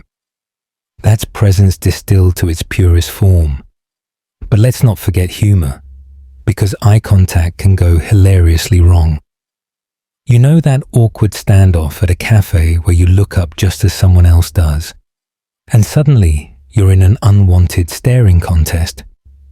You both panic, glance away, then immediately check again. That's the social seesaw, the delicate art of too much awareness. Even pros fumble sometimes. The trick isn't avoiding the awkwardness. It's owning it with a smile. You can use your gaze to direct attention too. When you look at an object or person while speaking, others instinctively follow your eyes. It's called joint attention, and it's why leaders, actors, and teachers seem effortlessly commanding. Your gaze tells the group, "This matters." It's primitive herd behavior upgraded for modern lighting. A powerful conversational move. When someone else speaks, look directly at them during key emotional words. Then soften your gaze when they finish. It makes them feel heard and subtly signals your leadership in emotional pacing. They'll slow down to match you. And here's something few realize. Your blink rate communicates confidence. Rapid blinking signals anxiety or stress. Slow, natural blinks convey calm dominance. Try reducing blink frequency slightly while maintaining warmth. Your attention will feel denser, more focused, almost hypnotic. Actors use this in film close-ups to project intensity without saying a word. Scientists still debate the fine line between attraction and intimidation in gaze dynamics. It's context, emotion, and micro-expression all dancing together. The secret? Anchor your eye contact with kindness. The warmth in your face balances the steadiness in your eyes. In practice, it's simple. Look long enough to connect, not to conquer. Break eye contact not with a jerk, but with a glide, downward or sideways, as if following a natural thought. The rhythm should feel like breathing. In, connect. Out, release. And here's the quiet beauty. You don't take attention. You guide it. Your eyes become beacons, not spotlights. People feel both seen and safe, drawn into your orbit without ever feeling trapped there. So tonight, as you sit in your dimly lit room, maybe glance at your reflection. Look at yourself the way you'd look at someone you care for. Steady, kind, present. That's the gaze that moves hearts. Not power for its own sake, but attention offered gently, as a gift, because the most magnetic eyes don't demand, they invite. Presence that echoes. How gestures and rhythms make your presence linger in people's minds. You've learned the power of the gaze, the art of connecting and releasing attention like breath. Now, we drift into something even softer, more mysterious. Presence that lingers. It's that feeling people have when you've already left the room, yet your energy still hums in the air. It's not perfume or posture, it's rhythm. The choreography of your gestures, the pacing of your words, the afterglow of composure. Presence, in psychology, isn't just being physically there. It's being psychologically available. It's when your attention, tone, and movement all live in the same moment. Scientists still argue whether presence is measurable, Some say it's mindfulness. Others call it nervous system coherence. But everyone agrees it's unforgettable when you feel it. Mainstream fact: social psychologists studying leadership presence found that people who pause briefly before gestures and finish sentences with gentle downward motion are perceived as more memorable and persuasive. Your timing, not your talent, makes the memory stick. It's the difference between a sentence and a signature. Think of your gestures as echoes. When they flow in sync with your voice, they reinforce meaning. When they rush or lag, they create noise. Charismatic speakers gesture like conductors, not drummers. Slow, fluid, rhythmic. You can practice it easily. Talk about something simple while letting your hands move just half a second behind your words. That delay creates a cinematic rhythm that draws the listener's brain in. Here's a quirky tidbit. Researchers once found that politicians and performers who made rhythmic hand gestures, especially with open palms, triggered synchronized neural activity in their audience's motor cortices. The listeners' brains moved with them. You can literally choreograph minds through motion. Scientists still debate whether that's empathy or entrainment, but the effect is mesmerizing. Now, presence also lives in how you end interactions.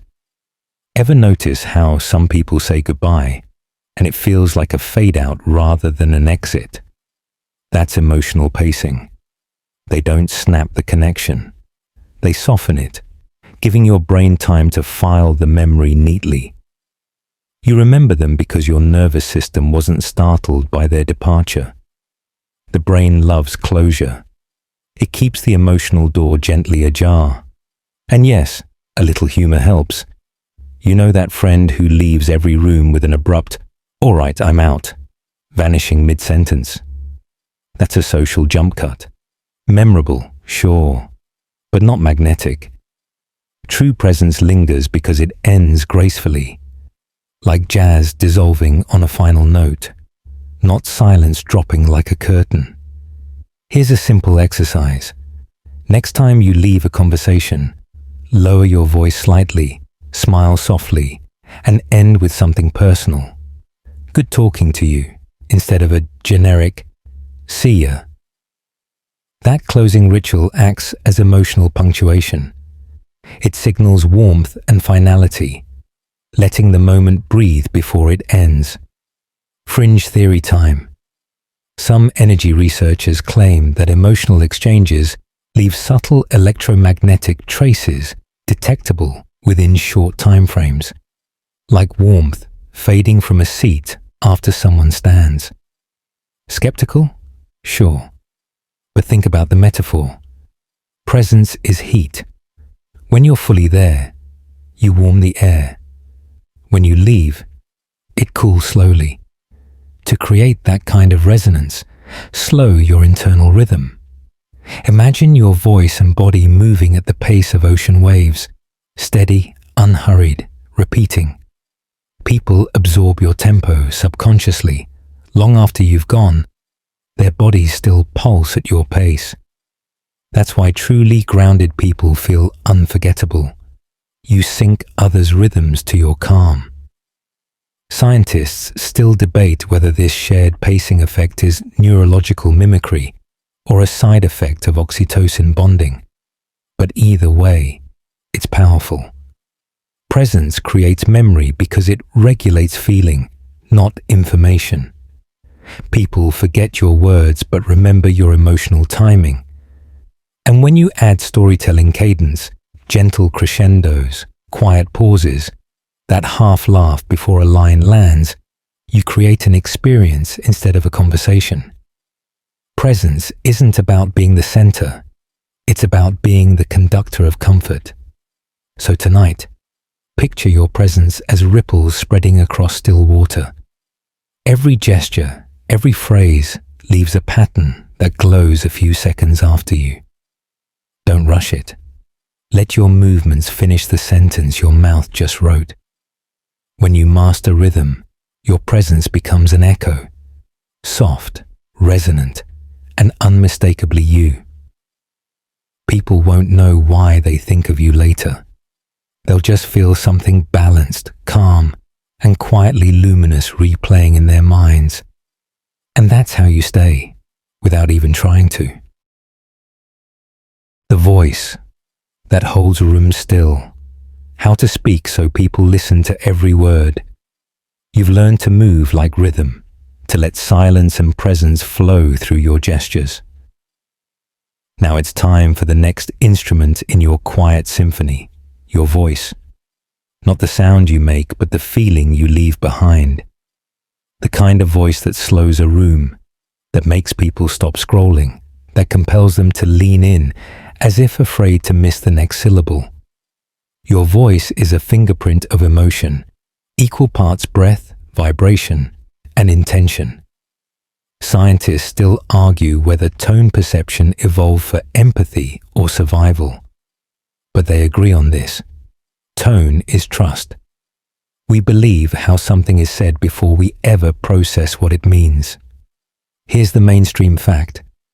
Studies show listeners make judgments about a speaker's confidence, warmth, and intelligence within 500 milliseconds of hearing their voice.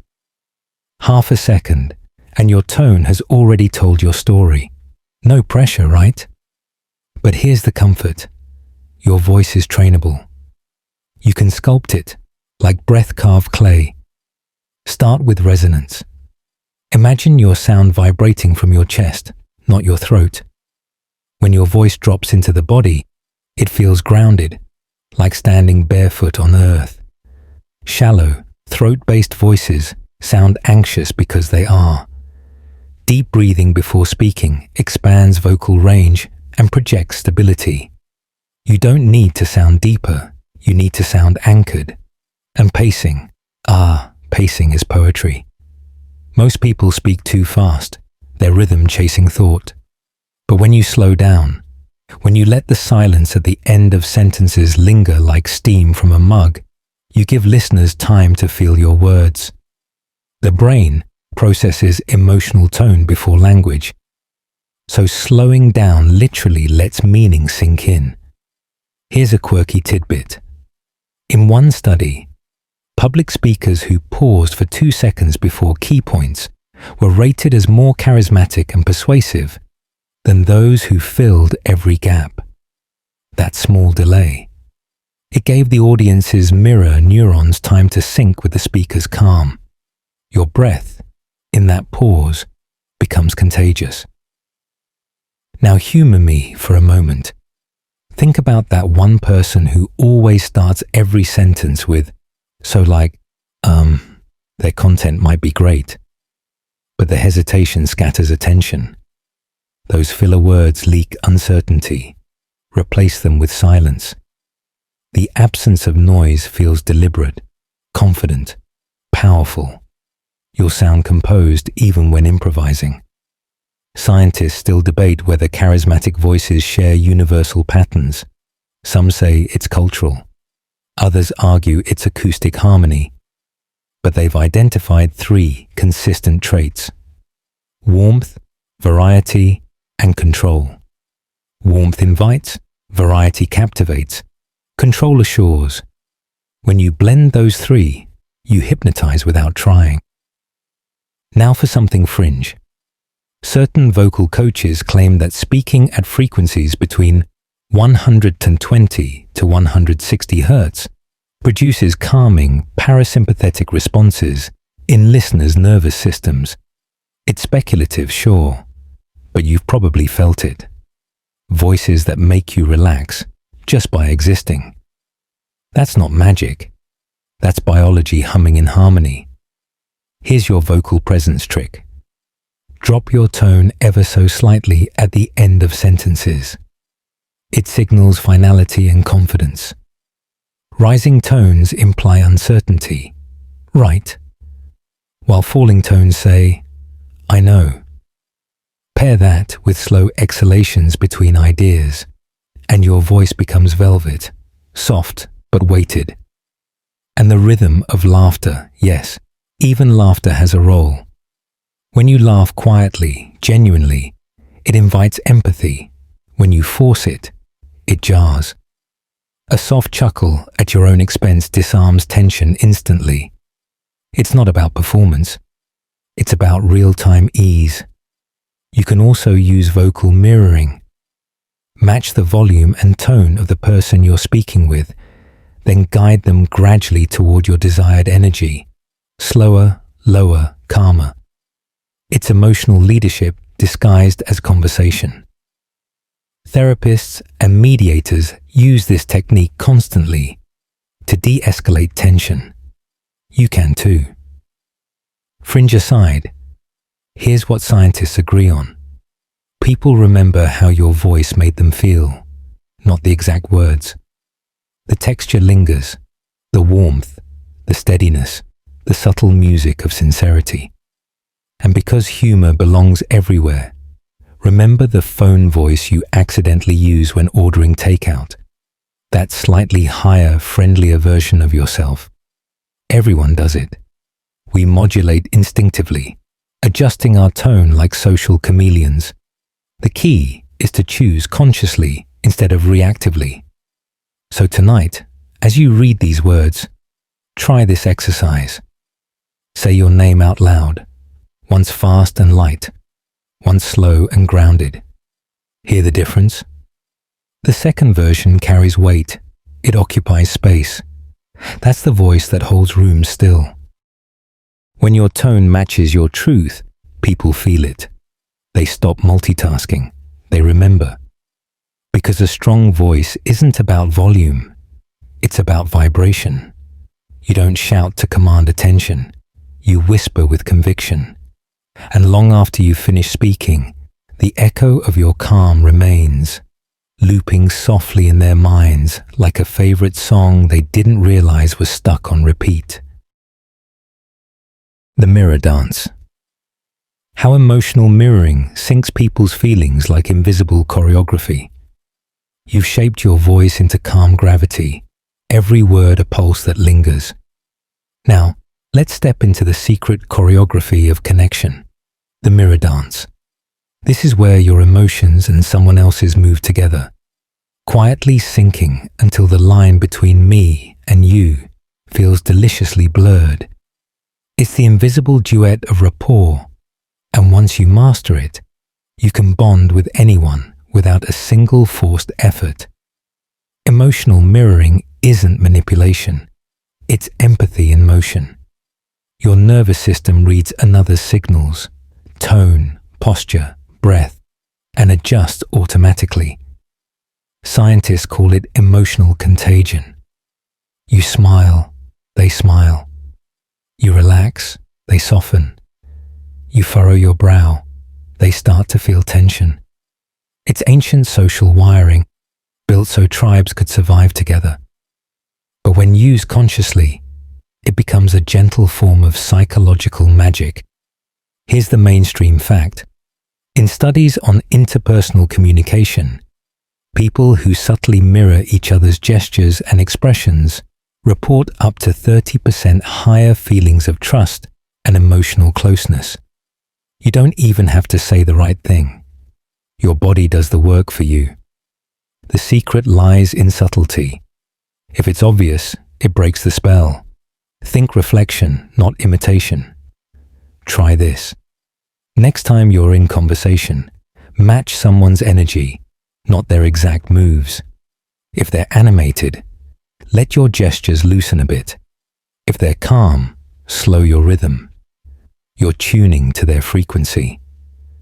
Scientists still argue whether this synchrony is a learned behavior or an automatic survival instinct. But either way, it's our oldest social glue. Now here's the quirky tidbit. Researchers at Princeton discovered that during a deep conversation, the listener's brain activity actually begins to mirror the speaker's. Patterns in the prefrontal cortex sync like a pair of dancers finding the same beat. The stronger the emotional connection, the tighter the neural choreography. You're not just understanding someone, You're resonating with them, neuron to neuron. There's a reason this feels addictive. When emotional rhythms align, the brain releases oxytocin, the bonding hormone. That's why long talks with close friends leave you strangely high, calm, and warm. It's biochemical trust. Scientists still debate whether that's empathy or just mutual chemical indulgence. But it feels like magic either way. Let's sprinkle in humor, because we've all met that over-mirrorer, right? The one who leans in every time you do, nods like a bobblehead, laughs exactly on cue. It's unnerving, like talking to a karaoke version of yourself. The art of mirroring isn't copying, it's complementing.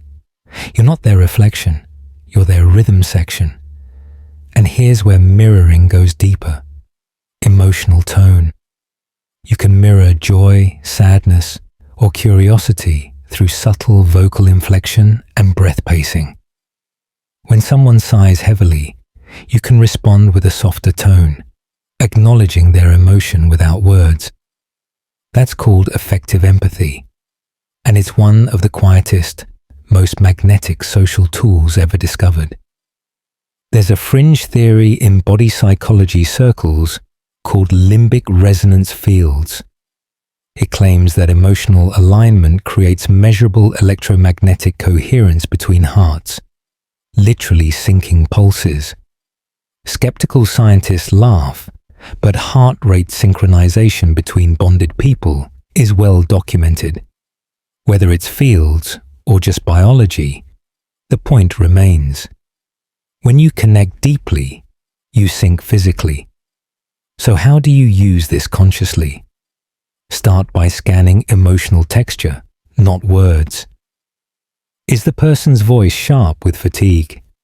Is their body leaning forward in hope or curling inward in worry? Mirror just enough of that energy to say, I feel you. Then slowly shift your state to calm or lightness, and they'll follow. That's emotional leadership, hidden in empathy's disguise. It's the same magic therapists, diplomats, and great friends use. Meet first, lead gently. You tune in to their sadness, and then breathe calm until they unconsciously borrow your steadiness. It's not manipulation, it's emotional generosity. Humor fits beautifully here too. Shared laughter is emotional mirroring on fast forward. One chuckle and you're breathing in sync, bodies shaking in rhythm. It's social alchemy. Stress dissolves, trust forms, and suddenly, you're not two people anymore. You're a single shared mood. Scientists still debate whether mirror neurons fully explain this, or if something more mysterious hums beneath. Maybe empathy is a kind of resonance beyond flesh and electricity. A brief merging of frequencies between souls. Whatever it is, you felt it. That weightless, wordless understanding that makes the world feel briefly safe. So tonight, practice softness. Breathe at someone's pace until their breathing slows. Match their tone until it calms. Mirror, then lead. Become the rhythm that steadies hearts. Because true magnetism isn't about standing out. It's about blending so seamlessly that others forget where they end and you begin. That's the mirror dance. Invisible, intimate, unforgettable. Electric calm. How to cultivate a magnetic energy that feels both grounding and alluring. You've danced in rhythm with others, learned how empathy can sync two hearts like twin pendulums. Now we're diving inward, to the source of that pull itself, your electric calm. The kind of energy that makes people exhale when you enter a space. The paradox of magnetism is that the quieter your energy becomes, the stronger its pull. Your calm is not passive, it's charged, like air before rain. Scientists still argue whether energy presence is measurable or metaphorical, but they do agree that emotional regulation radiates outward. Calmness isn't invisible, it's contagious. Your heart rate slows, your voice steadies, and those around you subconsciously mirror your balance. That's not mysticism, it's limbic resonance again, your nervous system leading the emotional tempo. Here's your mainstream fact. Researchers at the University of Wisconsin found that people trained in mindfulness for just 2 weeks had measurably calmer physiological responses and made strangers around them feel more relaxed, even without speaking. The takeaway: regulated minds regulate rooms. So how do you cultivate this electric calm? Start with still awareness. Not frozen stillness, living stillness. You feel the hum of your body, your breath slow and textured. When you speak, you don't rush to the end of sentences. When you walk, you don't chase your destination. People sense that pacing and their bodies, desperate for safety, follow it like moths finding light. A quirky tidbit. Astronauts on the International Space Station report that the calmest crew members become informal emotional leaders. Not the loudest or most experienced, the calmest. One psychologist called it gravitational serenity, that ability to hold chaos without absorbing it. You don't react, you respond. That's what electric calm looks like in zero gravity. Here's the secret behind the magnetism. Calmness creates contrast. Most people's baseline is anxiety disguised as busyness. When you move slower, breathe deeper, and pause more often, you create a visible difference. Their subconscious notices. You're safe, you're different, you're anchor material. Scientists still debate if this instinct traces back to tribe behavior. Whoever radiated stability led. But evolution doesn't lie. Calm equals capable. Now for something fringe and fascinating.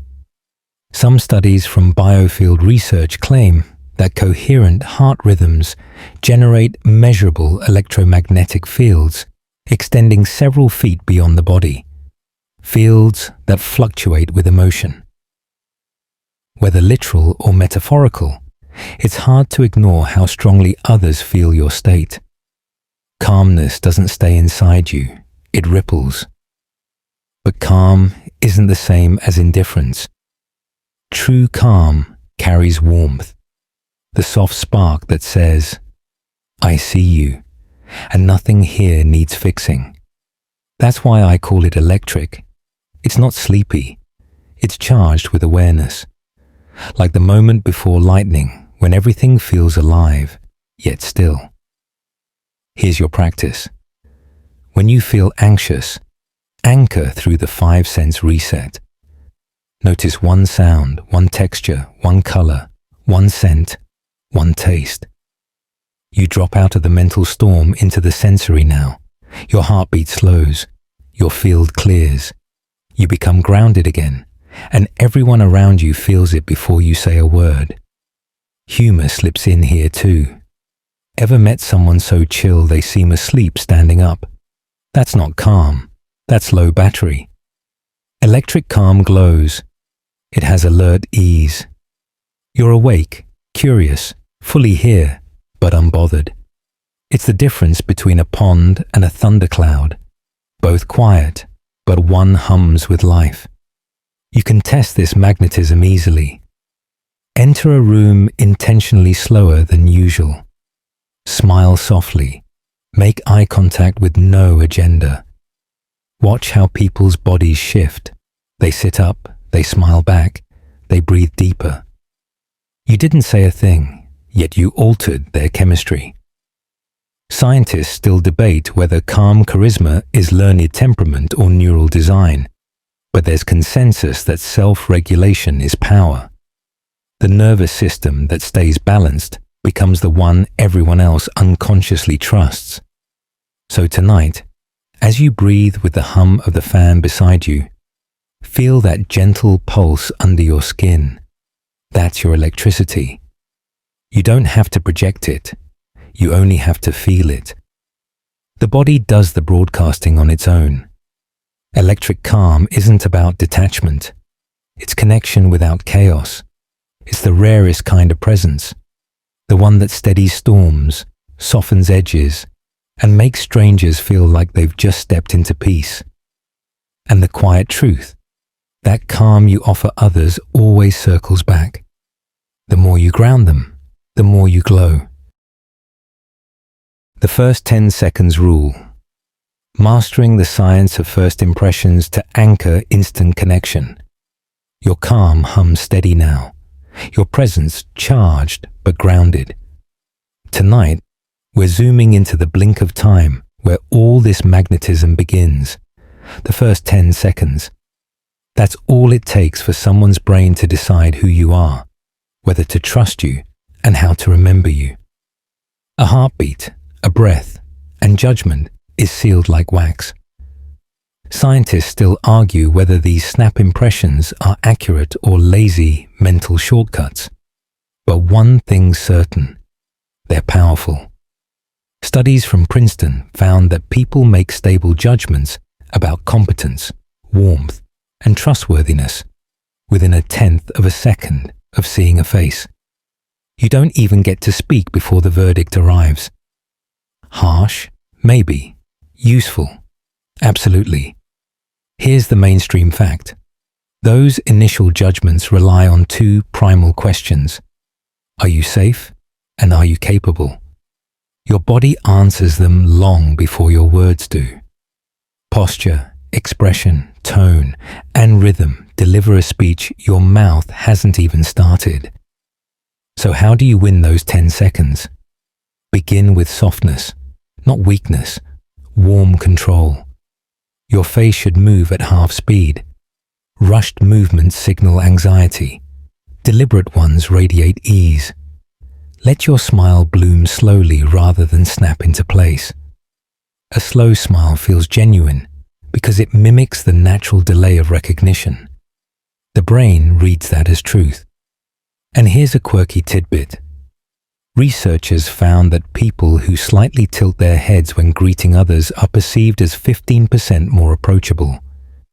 The gesture exposes the neck, a vulnerable area, so it subconsciously says, I'm open, I'm not a threat. Simple, primal, incredibly effective. Then comes your voice. Start lower and slower than your average pace.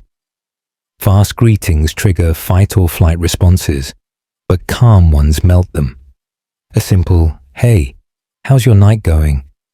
With that micro pause before how's, signals grounded confidence. That small delay gives the other person time to feel your presence before passing your words. Scientists still debate whether charisma in first impressions is chemical or learned behavior. Some point to oxytocin release in micro-interactions, eye contact, synchronized laughter, mirrored posture, as the trust hormone handshake. Others say it's pure conditioning, but everyone agrees. Your nervous system introduces you before your handshake does. And humor, never underestimate it. A small, well-timed smile or tiny self-aware joke is social lubrication. It tells people, I don't take myself too seriously. You can relax. Not clownish energy, just micro-humor. Think, wow, I remembered your name on the first try. That's a record for me. Tiny laughter equals massive safety. There's a fringe theory floating around in behavioral design called aura priming. It suggests that your emotional state literally imprints on others' perception fields before conscious analysis kicks in, like a scent of feeling that travels faster than sight. Whether or not that's true, psychology agrees on one point. People feel you before they think you. And yes, those impressions are sticky. Once someone decides you're trustworthy or not, their brain filters every future behavior through that lens. The phenomenon's called confirmation bias. And it's why first impressions are so hard to undo.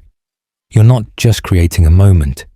You're building the foundation of how you'll be remembered. Here's your field technique.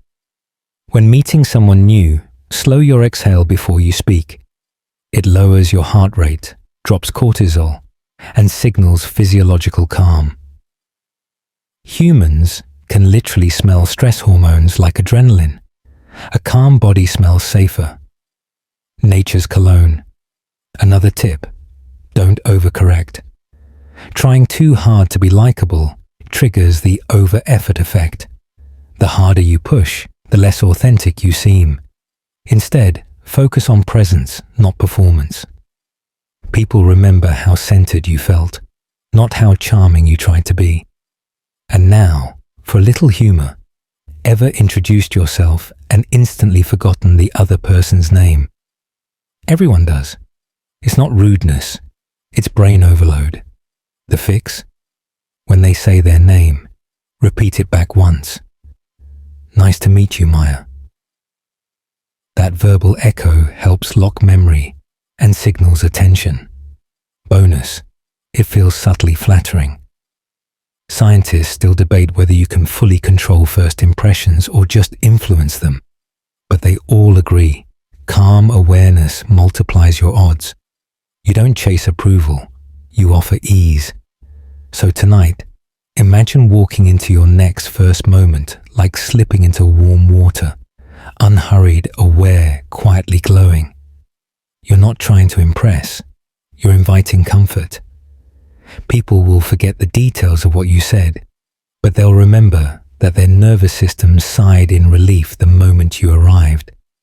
Because that's what the magnetic 10 seconds do. They don't just introduce you, they anchor you in memory, soft and permanent as the first note of a favorite song. The storyteller's spell. How to use storytelling to become instantly captivating. You've mastered the first 10 seconds, that quiet hello that melts tension. Now we stretch time, learning how to hold attention once you've earned it. The secret? Storytelling. Because while facts impress minds, stories hijack brains. They make people feel, remember, and connect. A great story doesn't just pass information, it passes electricity. Humans are storytelling animals. Long before screens or ink, we sat around fires swapping tales about storms, gods, and neighbors' questionable hunting skills. Scientists still argue whether storytelling evolved to teach survival or to simulate experience. But one thing's certain, it rewires listeners' brains. Here's the mainstream fact. Neuroimaging shows that when you tell a vivid story, the listener's brain mirrors your own. The same neural circuits that fire when you experience an event light up when they hear about it. It's called neural coupling. You're literally syncing imaginations. That's why stories feel immersive. They're mental teleportation. But here's the real magic. You don't need to be a novelist to cast the spell. All captivating stories share 3 ingredients: emotion, rhythm, and contrast. Emotion gives pulse. Rhythm holds attention. Contrast between tension and release, loud and soft, humor and sincerity creates dopamine spikes. Our brains love change more than perfection. Try this. When you talk, frame your point as a micro story. Instead of saying, "I had a long day," say, "I was in line for coffee when my brain decided to quit." Instantly, people lean closer. Specificity equals realism. The smaller the detail, a cracked mug, a song on repeat, the deeper the listener's immersion. Scientists still debate whether it's sensory imagination or emotional mirroring that hooks us, but both work beautifully. Here's a quirky tidbit. In one experiment, audiences remembered 22 times more information when presented in story form compared to bullet points. 22 times. So your storytelling doesn't just enchant, it sticks. Brains treat stories as survival data, hardwiring them into long-term memory. And humor, oh, humor is your wand. Laughter resets attention, releases tension, and boosts oxytocin. Slip gentle wit between serious lines. So there I was, heroically fighting my printer again. Humor humanizes. It turns authority into approachability. You don't have to be funny. Just notice life's little absurdities. There's also rhythm, the tempo of your sentences. Good stories breathe. Short, sharp lines create tension. Long, flowing ones lull listeners into calm. Mix both, like music. Think of great speakers. Every pause is percussion. Every silence an inhale before the drop. You're not performing, you're composing attention. Now, a fringe theory that sounds like magic. Some researchers believe well-timed storytelling can synchronize brainwaves between speaker and listener, particularly in theta and alpha frequencies, the states associated with calm focus and creativity. Whether science or poetry, the result feels real. That floating sensation when someone's voice becomes your inner monologue. Here's the practical part. Structure your stories with a simple arc. Hook, arrow tension, arrow moment of truth, arrow reflection. Keep it short, 2 minutes tops, and always end with warmth or insight. People don't remember the exact words. They remember the emotion your ending left them in. And here's a bit of gentle humor. You ever meet someone who says, long story short, then proceeds to deliver an audiobook? Don't be that person. Brevity is seduction. The less you say, the more people fill in themselves, and their imagination is the best co-author you'll ever have. Scientists still debate what makes certain storytellers unforgettable. Some say empathy, others timing. But the consensus is clear. Presence turns words into worlds. When your body, tone, and mind align with your story, you pull listeners in like gravity. So tonight, picture yourself at that old fire again, your voice steady and warm. You don't recite, you invite. Every sentence glows like ember light. Every pause a spark waiting to land. Because the real spell of storytelling isn't entertainment, it's connection. When you tell a story, you whisper, I've been human too. And that's the kind of magic that never fades, even after the last word drifts away. Mystery in minimalism. Why saying less creates deeper intrigue and attraction. You've learned to weave stories that hold people spellbound, your words glowing like quiet embers. But now, we explore the opposite art, the allure of mystery. Because sometimes what you don't say does the talking. The brain is wired to fill in blanks, and that's where curiosity lives. You don't have to explain yourself fully. In fact, leaving space for imagination is what keeps people coming back for more. Psychologists call this the information gap theory.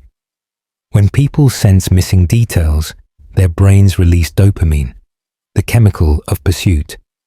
Scientists still argue whether curiosity evolved for learning or survival, but either way, it's a beautiful manipulation of attention. When you speak with intention but not excess, you activate that hunger. People lean forward, not because you demand attention, but because you withhold it. Here's your mainstream fact. Research on interpersonal attraction shows that a slight level of unpredictability increases interest. In one study, participants rated people who occasionally withheld information or delayed responses as more desirable. The brain confuses uncertainty with excitement. You don't have to play games, just practice measured transparency. Imagine a conversation.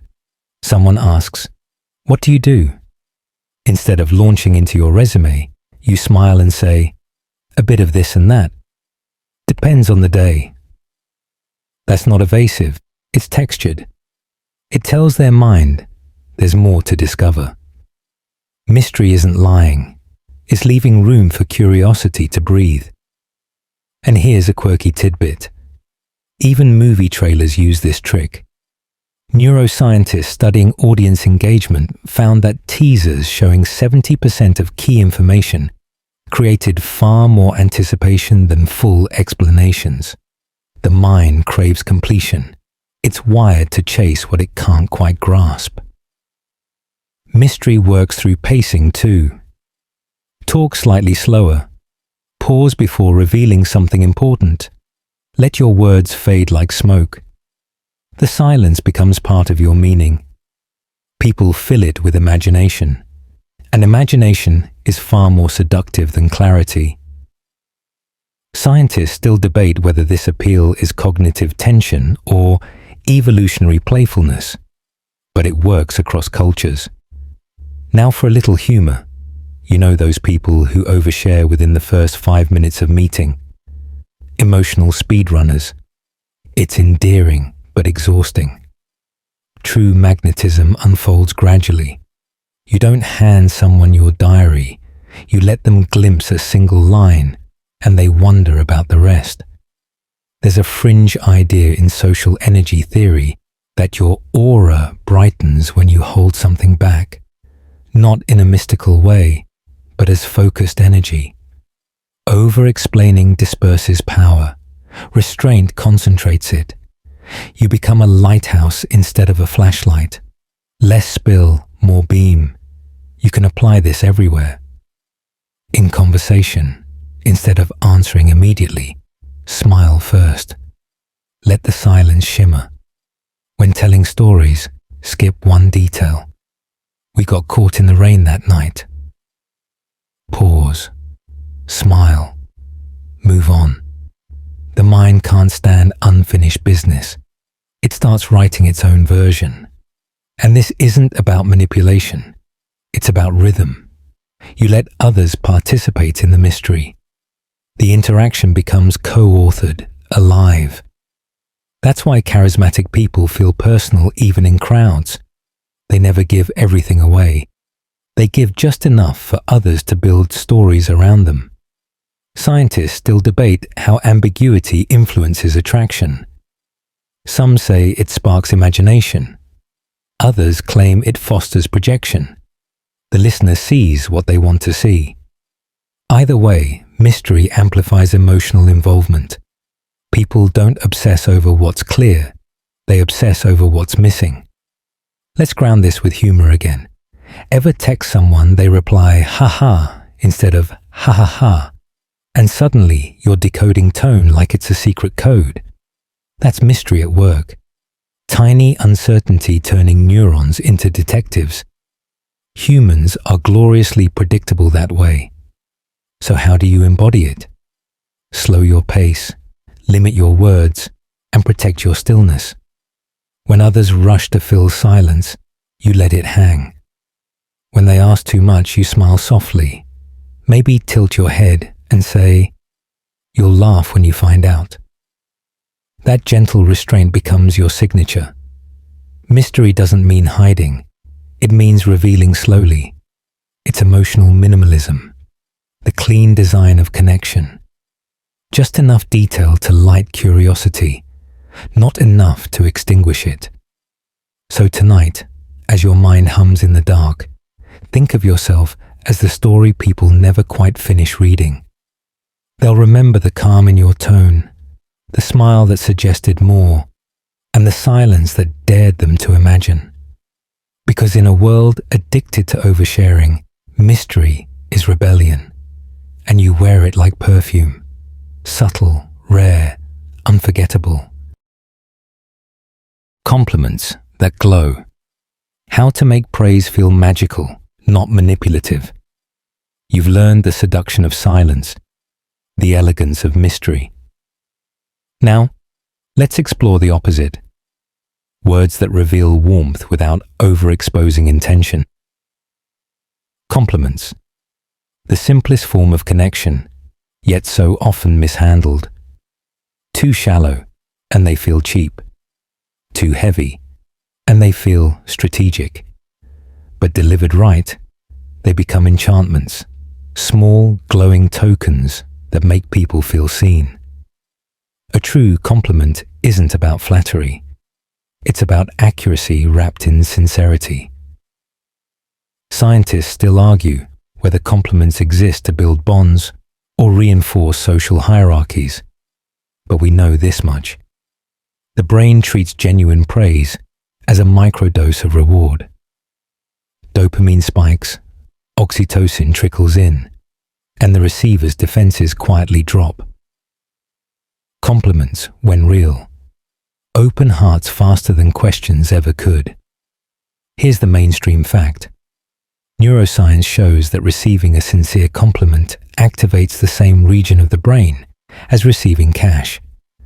But while money fades, kind words replay in the bitin for days. A compliment becomes an emotional echo. So what makes one feel magical? Specificity. You're beautiful is noise. The way you look at people when they talk, it's rare, is music. General flattery flatters the ego. Specific compliments reach the soul. It's the difference between spotlighting someone's performance and recognizing their essence. A quirky tidbit. Japanese researchers once discovered that when people received unexpected compliments, their motor performance improved, as if encouragement rewired coordination itself.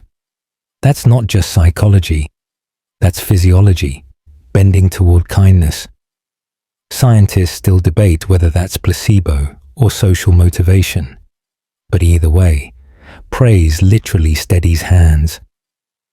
To compliment well, you must notice deeply. People crave to be seen in ways others overlook. Compliment the unseen, the patience in someone's tone, the humor that hides in their timing, the way they soften when they care. Your attention becomes the real gift. But beware the trap of compliment inflation. Overpraise dulls its edge, like perfume sprayed too often. The brain stops believing it.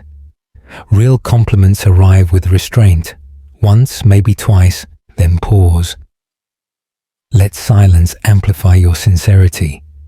And humor, oh yes, it belongs here too. The best compliments have a glimmer of play. You somehow manage to look relaxed and organized at the same time. Teach me your witchcraft. Light, teasing praise feels real because it carries comfort. You're not worshipping, you're connecting. Scientists still debate why compliments can make some people squirm. Some say it's self-concept dissonance.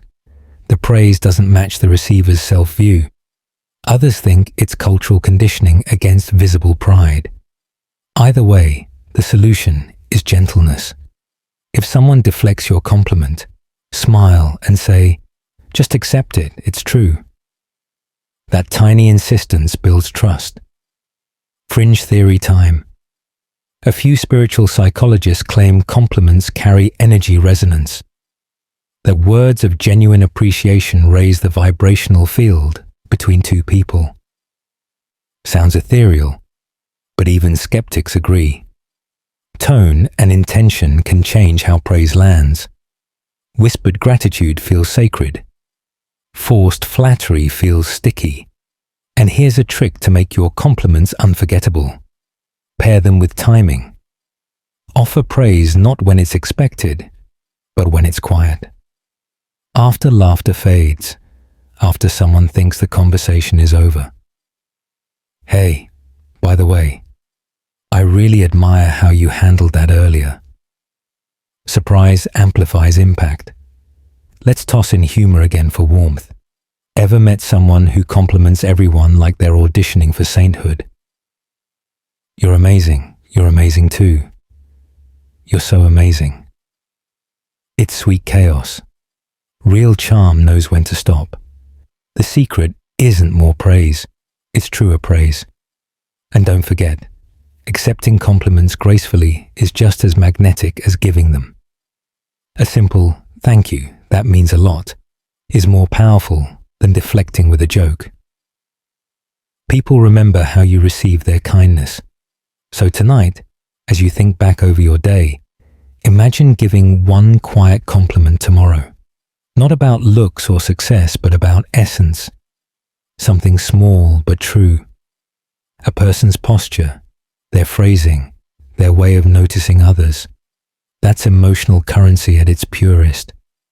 Scientists still argue whether kindness spreads through mimicry or contagion.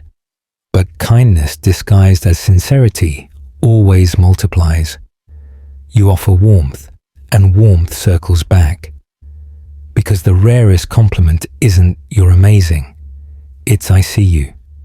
And when you say it with your eyes, your tone, your quiet conviction, it glows longer than any spotlight ever could. The comfort code.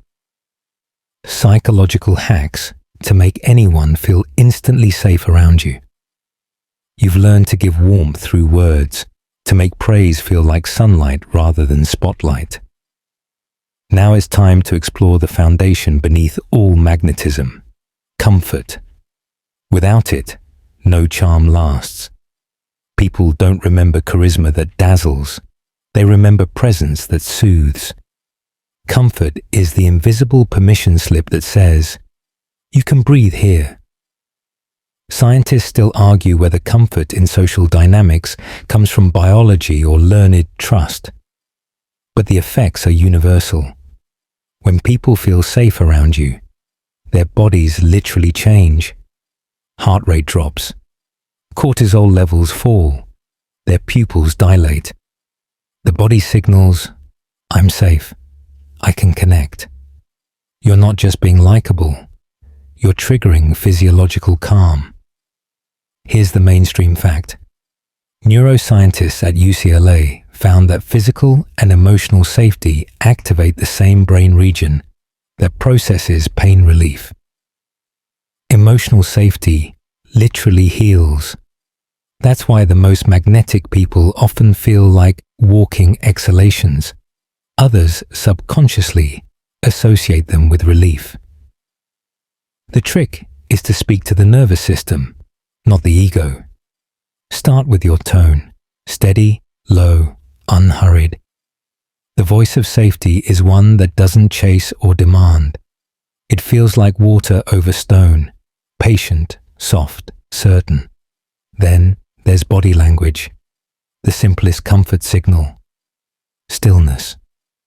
Fidgeting tells the other person your mind is elsewhere or anxious.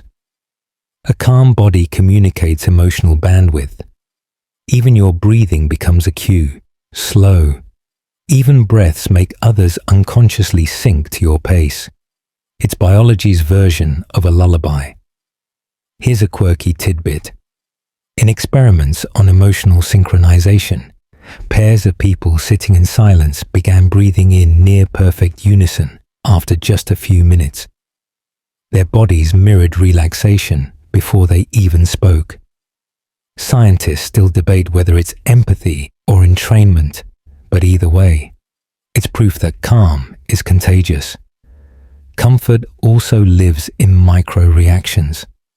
The half-smile when someone shares something vulnerable, the subtle nod that says, "I hear you." People notice the tiniest cues. Charisma without empathy intimidates. Empathy without calm overwhelms. But together, they create ease. And humor. Don't underestimate its power as a safety tool. Laughter isn't just joy. It's social reassurance. It tells the brain, "No threat here." That's why first dates, tense meetings, even therapy sessions feel lighter after one shared chuckle. It's not distraction, it's synchronization. But here's where it gets deeper. True comfort isn't about fixing others' emotions, it's about allowing them. You become a mirror that says, Your feelings are valid here. That's emotional permission, the highest currency of trust. Scientists still argue whether empathy is cognitive, thinking what others feel, or affective, feeling what others feel. But they agree on one truth. The moment someone feels unjudged, connection begins.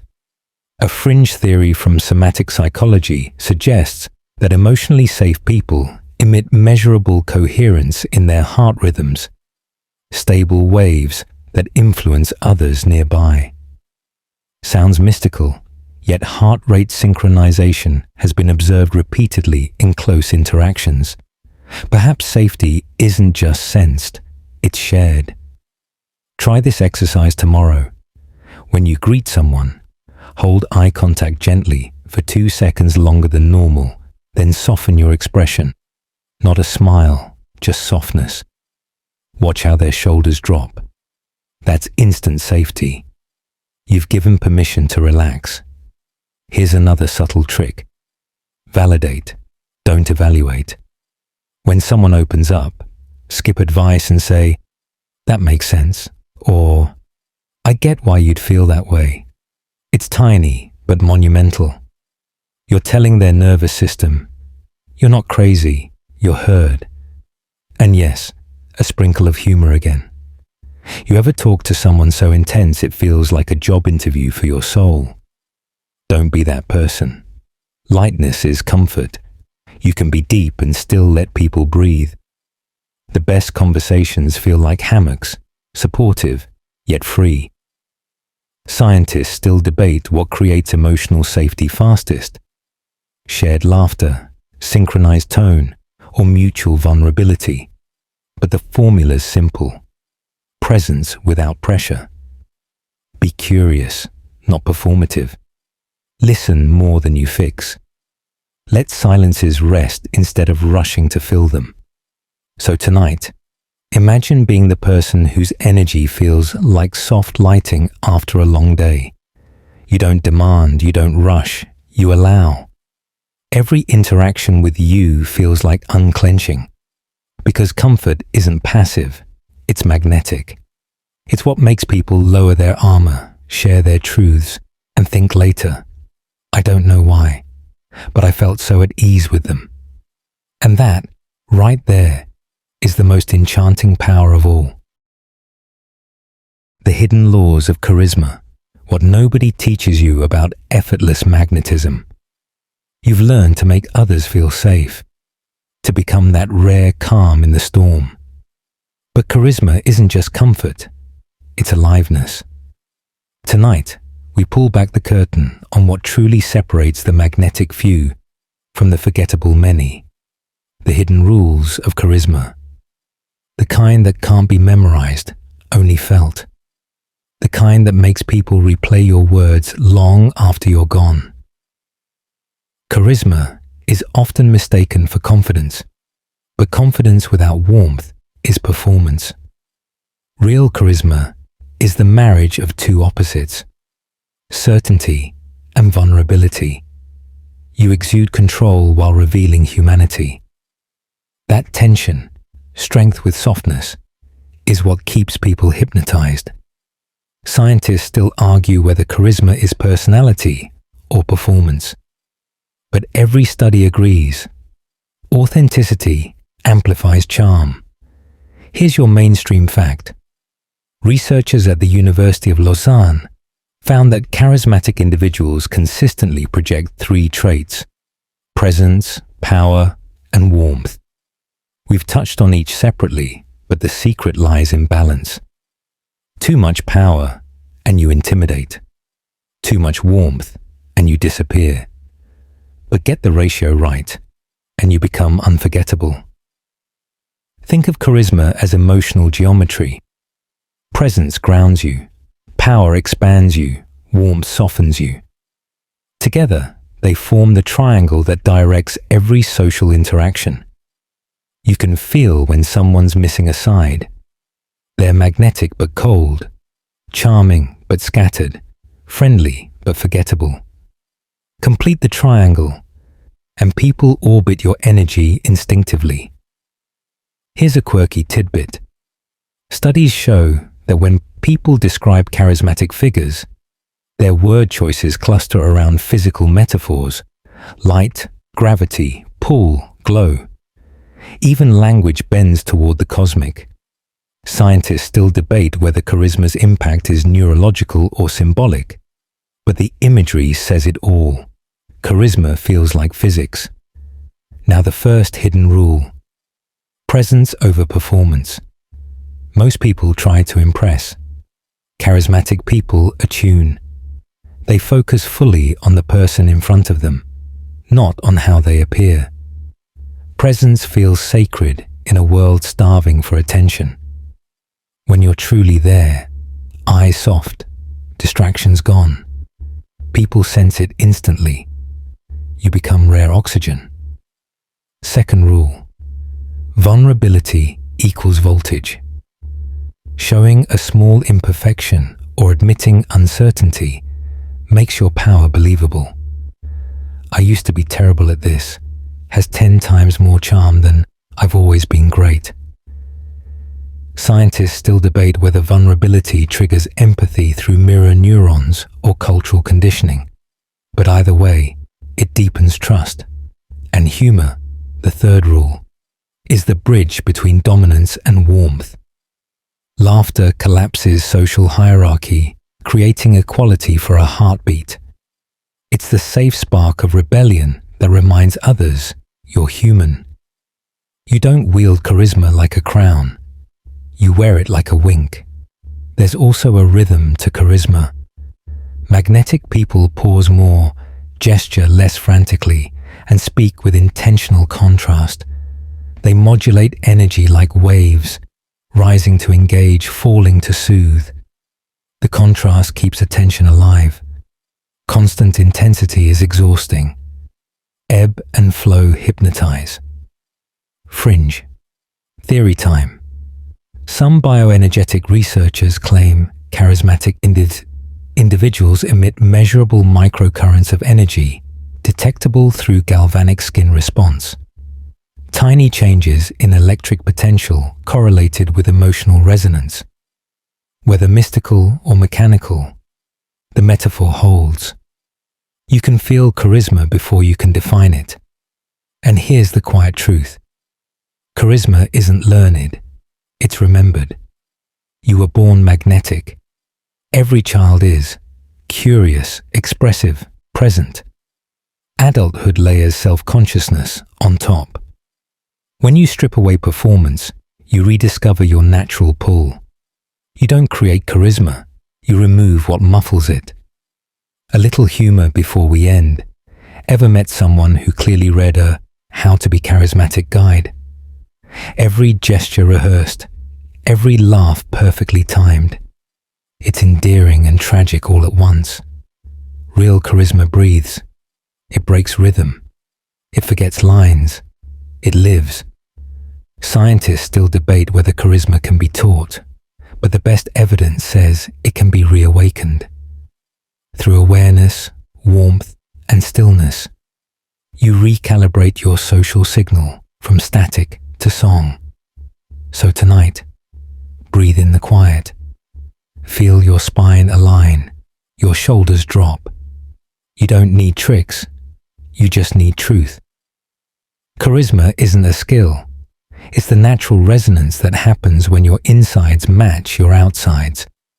You stop performing, and the world stops resisting. And just like that, without effort, you glow. Grace under fire. How to project unshakable confidence without crossing into arrogance. You've built warmth, humor, and calm. The magnetic triangle in motion. But now comes the test. How do you stay composed when the world pokes at your balance? When someone interrupts, doubts you, or tries to shrink your space? True confidence doesn't puff up, it centers. It's grace under fire. That quiet refusal to let chaos dictate your tone. Confidence isn't loud, it's consistency. Scientists still argue whether it's rooted in genetics or conditioning, but they all agree confidence is perception management, not perfection. You appear confident when your self-trust outweighs your need for approval. Here's your mainstream fact. Social psychologists found that people who maintain steady vocal tone and minimal defensive gestures during conflict are perceived as more competent, even if their arguments are weaker. Calm equals credibility. The brain reads stillness as certainty. You can cultivate that by grounding physically first. When tension rises, notice your feet, your breath, your spine. That's your anchor. Before responding, inhale through your nose and exhale slower than feels natural. This signals your vagus nerve, the body's calm switch, to lower adrenaline. The mind follows the body, not the other way around. Here's a quirky tidbit. In experiments on leadership poise, participants exposed to steady, rhythmic breathing before public speaking performed better and were rated more likable. Scientists suspect breath acts like a silent contagion. Audiences unconsciously sync to it, so your composure becomes their comfort. Now, confidence without arrogance is all about focused direction. Arrogance faces inward. How am I doing? Confidence faces outward. How can I help this land well? The first hoards attention, the second shares it. You stay magnetic because your energy includes others instead of excluding them. And yes, humor belongs here too. Ever met someone who brags like it's cardio? I don't mean to brag, but always means to brag. True confidence lets success speak for itself. The occasional self-joke, I once tripped over my own enthusiasm, does more for likability than any list of achievements. Scientists still debate whether humility is a social adaptation or moral evolution, but they agree it multiplies charisma. People trust those who can shine and laugh at their own reflection. Here's another secret. Pace your reactions. The moment you feel defensive, pause. Silence is oxygen for grace. Reacting too fast hands your composure to the other person. Confidence isn't knowing what to say. It's being okay not to say it yet. Now, the fringe idea. Some theorists in social energy studies claim confident individuals maintain higher biofield coherence, measurable through stable heart rate variability. Translation: their inner state doesn't fluctuate with external chaos. Whether science or metaphor, you felt it. The person who radiates steadiness when everything else wobbles. Practice anchored openness. Keep your posture tall but relaxed. Gestures small but expressive. Eyes steady but kind. It's an emotional paradox. Soft edges, solid center. People read that as maturity. They feel safe yet impressed, drawn but not dominated. And here's a little humor. Remember the fake it till you make it crowd. Sometimes it works until someone calls your bluff. Confidence isn't costume, it's comfort. You can't fake relaxation. You can, however, practice presence until your body learns it. Scientists still argue whether authentic confidence can exist without external validation. But the best proof lies in behavior. Those who need less reassurance give more of it. They have emotional abundance, not scarcity. When you're calm under pressure, people project leadership onto you. It's Pavlovian. The steadier your pulse, the more others defer to your tempo. They can't help it. Their nervous systems crave your stillness. So tonight, imagine standing in a conversation that grows heated or uncertain. You smile, not mockingly, but softly. You listen, pause, then answer in your rhythm, not theirs. Your tone stays low, your energy level, your words precise. The storm rages, but your candle doesn't flicker. That's what unshakable confidence looks like. not louder, just steadier. The kind that doesn't prove, it simply is. And people don't forget that. Because when chaos meets composure, composure always wins. The 3-second halo. The tiny timing trick that makes people remember you forever. You've stood firm through tension, spoken with grace, and learned to project warmth without arrogance. But now comes one of the smallest, strangest, and most powerful psychological tricks in your toolkit. The 3-second halo. It's not magic, not manipulation, just timing so precise that it carves your presence into memory. Here's how it works. At the end of every interaction, when most people rush to disengage, eyes darting away, body already halfway gone, you stay. Just 3 seconds longer. You hold their gaze, your expression soft, maybe with a hint of gratitude or curiosity. That final pause tells their brain, this mattered. You've just burned yourself into their recall center without saying a word.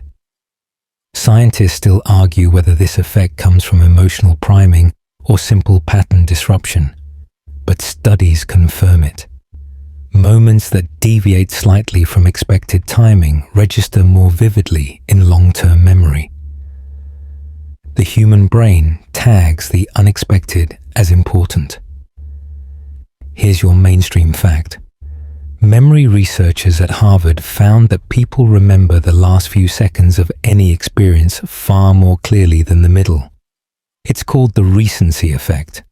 That means your final expression, your goodbye energy, outweighs everything that came before it. You can literally rewrite impressions by how you end. So the 3-second halo is a deliberate delay, a tiny linger. Not staring, not awkward, just presence that refuses to vanish too soon. You smile, breathe, and let the silence stretch a heartbeat longer than politeness demands. That's the halo moment. People walk away slightly dazed, unable to explain why they keep thinking about you. A quirky tidbit. Flight attendants are trained in something similar. They're taught to make parting eye contact with each passenger as they exit the plane. 2 seconds of silent connection.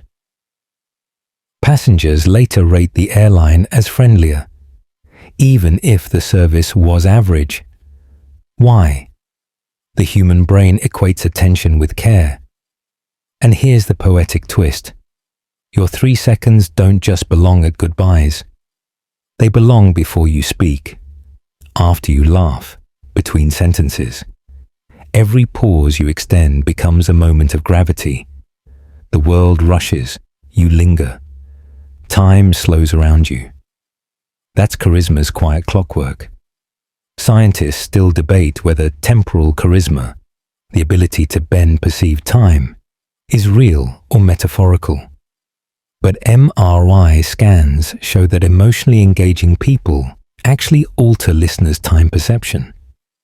The brain's clock literally stretches when immersed.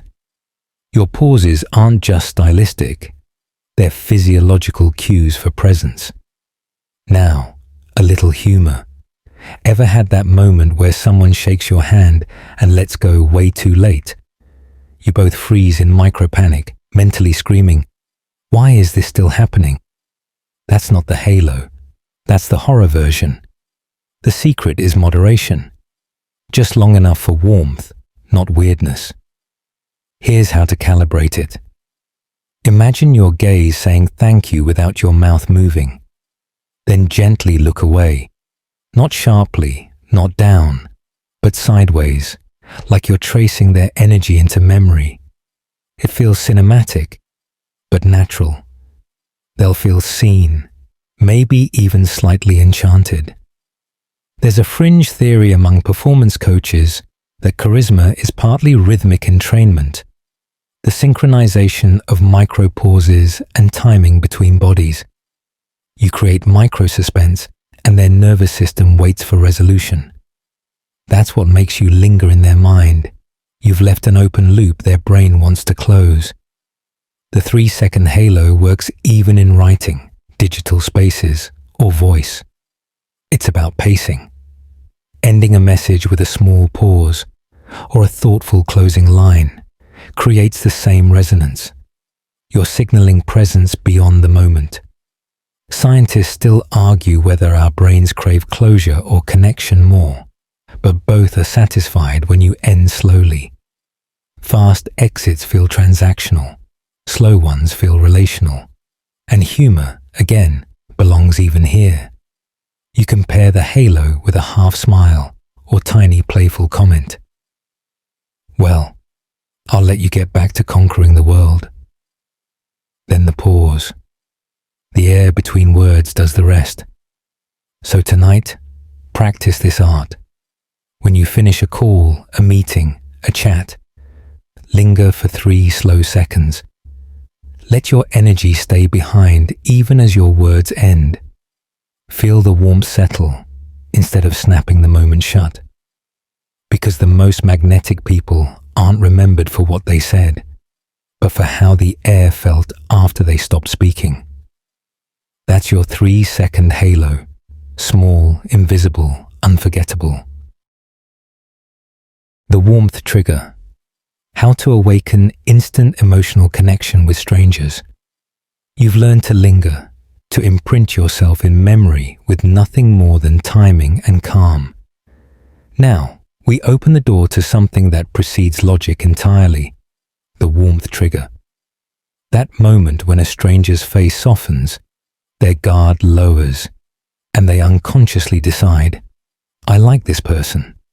It's not luck. It's chemistry you can guide. Warmth is what makes your confidence approachable. Without it, power feels cold. With it, presence becomes magnetic.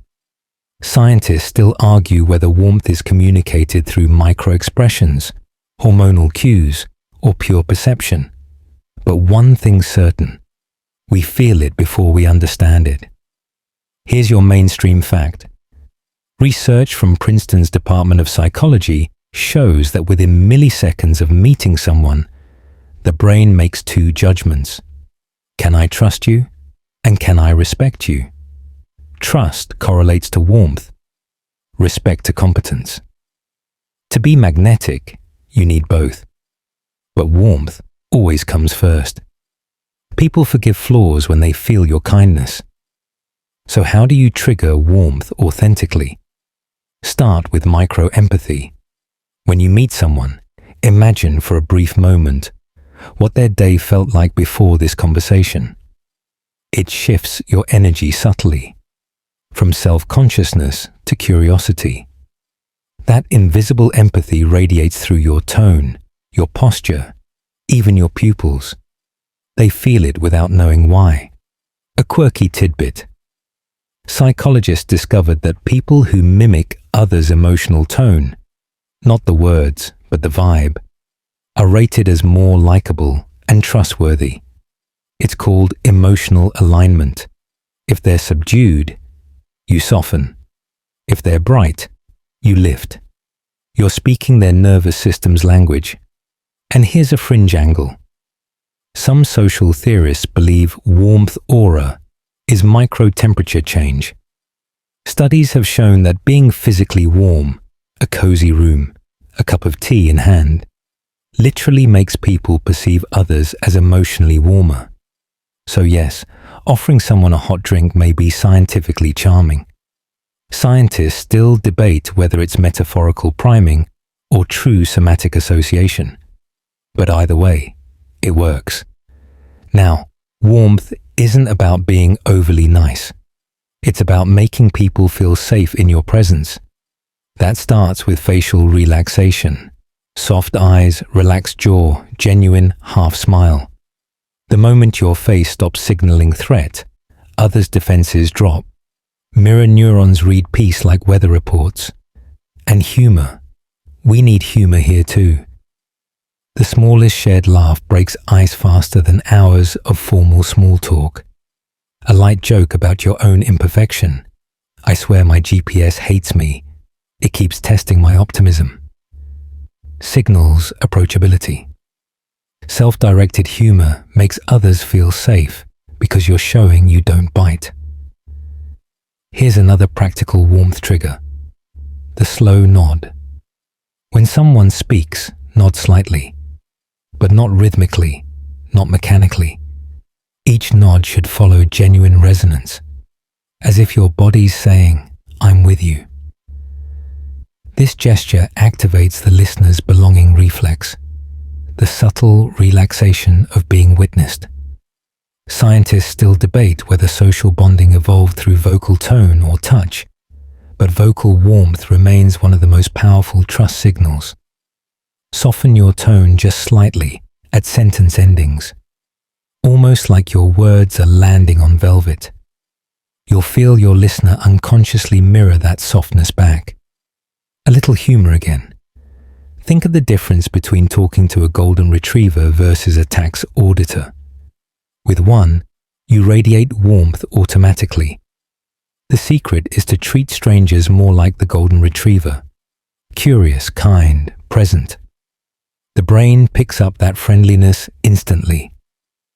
Here's your field test. Next time you meet someone, breathe once before speaking. Look at them, smile gently. Not photo smile, but the kind that starts in your eyes. And say something simple but sincere, like, "It's good to meet you." Let your tone carry the meaning, not the words. That moment, right there, is the warmth trigger. And the beautiful part? Warmth multiplies. People who feel cared for in your presence often extend that to others. You start a ripple effect without realizing it. A chain of softened voices, slowed breaths, lighter hearts. Scientists still debate whether emotional contagion has limits, but one fact remains clear: kindness, when genuine, is measurable in physiology. Heart rates sink, breathing eases. So tonight, remember, the warmth trigger isn't a tactic, it's permission. Permission for others to be human with you. When you lead with that softness, connection isn't forced, it unfolds. Because when you radiate safety, the world leans closer, and even strangers remember you as home. The subtle signal: how subconscious habits make you seem smarter, calmer, and more charming. You've learned to ignite warmth, to make people feel like home in your presence. Now, we step into the micro realm of charisma, the invisible habits your body performs without permission.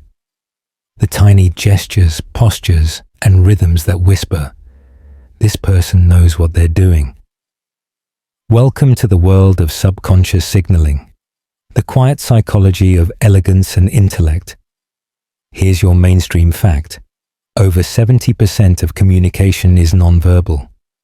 Scientists still argue about the exact percentage, but everyone agrees that your gestures speak long before your words. A tilt of the chin, a blink rate, the speed of your nods. They all tell stories about confidence, curiosity, and calm. The body leaks truth, even when the mind stays silent. So how do you make those leaks work for you? Start with pace. People who move slightly slower, not sluggish, but measured, appear more intelligent and composed. Quick, jerky motions signal anxiety. Smooth, deliberate gestures suggest clarity of thought. Watch great speakers. They glide, they breathe, they pause. Their physical rhythm mirrors mental stability.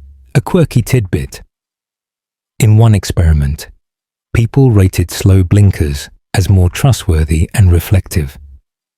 Blink too fast, and you seem nervous. Blink too slow, and you seem eerie. Hello, uncanny valley. The sweet spot: one calm blink every 4 seconds, creates the illusion of focus and serenity. Your eyelids, it turns out, are miniature diplomats. Fringe theory time. Some behavioral analysts suggest that the most magnetic individuals unconsciously synchronize their movements with subtle environmental cues, music tempo, group energy, even ambient noise. This micro-harmony, called entrained presence, supposedly makes others feel instinctively comfortable around them. Scientists still debate whether it's evolutionary empathy or coincidence, but anyone who's seen it knows. Harmony feels like intelligence. Now, let's talk micro-expression control. You don't suppress emotion, you regulate it. For instance, when someone says something surprising, instead of widening your eyes dramatically, you soften them slightly, letting the emotion ripple subtly across your face. The brain reads that restraint as emotional intelligence. Dramatic reactions overwhelm. Gentle ones reassure. And humor, yes, it lives here too. People who can laugh easily at small absurdities seem more flexible, more mentally agile. The ability to find levity signals social confidence and quick cognition. You don't have to be a comedian. A quiet smile at life's mini chaos. Of course, my Wi-Fi dies right when I sound profound. Makes you human and magnetic. Here's a practice. During conversation, occasionally tilt your head a few degrees. Not constantly, just when listening deeply. It signals curiosity. Combine that with small, relaxed hand gestures when speaking. Palms slightly up, fingers unpointed. The open palm gesture has been associated with honesty since ancient rhetoric. Our ancestors evolved to trust visible hands. They meant safety. Scientists still argue whether these habits are learned mimicry or evolutionary inheritance. But the results are undeniable. People who display controlled movement and gentle expressiveness are consistently rated as smarter and more attractive, regardless of actual intelligence or beauty. Your vibe outruns your IQ. A quirky, historical tidbit. 18th century diplomats practiced soft posture training, holding relaxed yet upright stances to convey poise without arrogance. Their trick? Shoulders back, chin level, breathing low. Posture was their language of persuasion, and apparently it worked better than most speeches. Now, subtle speech rhythm. Try speaking in measured waves, sentence, breath, micro pause. People unconsciously match their heart rate to your cadence when they're engaged. The steadier your pace, the more centered they feel. Scientists still debate whether that's mirror neuron activity or simple entrainment, but it's hypnotic in effect. And because we promised humor, you ever watch someone who gestures so wildly they could accidentally summon weather? We love them for the passion, but charisma lives in balance. Controlled expressiveness is power wrapped in grace. Here's your grounding exercise. Before a conversation, roll your shoulders once, exhale fully, and relax your forehead. Tension in the face makes you appear harsher than you feel. When you relax, micro-muscles, others unconsciously mirror calm. Fringe researchers claim that micro-expressions of serenity even alter perceived intelligence. People associate composure with competence. Whether coincidence or conditioning, it's a social cheat code. So tonight, imagine yourself in slow motion, not dragging, but floating. Every move intentional, every glance softened. Your gestures whisper intelligence. Your pauses hum with confidence. You're not trying to impress, you're simply aligned. Because true charm isn't loud. It's micro, quiet, and felt in the heartbeat between moments. It's the poetry of control, the art of moving like someone who already belongs everywhere.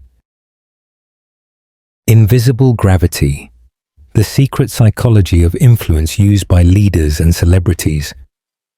You've refined your subtleties, the gestures, the stillness, the warmth that steadies a room. Now we pull back the curtain on a higher layer of magnetism, influence. That strange, invisible gravity that draws attention, shapes mood, and persuades without pressure. The kind that makes leaders, artists, and celebrities feel larger than life, even in silence. Influence isn't dominance, it's alignment. People follow those who make the world feel coherent. When your tone, movement, and message harmonize, the brain interprets you as reliable reality. Scientists still argue whether influence is charisma's twin or its consequence. But they agree on the mechanism: emotional contagion. Whoever controls the emotional climate controls the room. Here's your mainstream fact.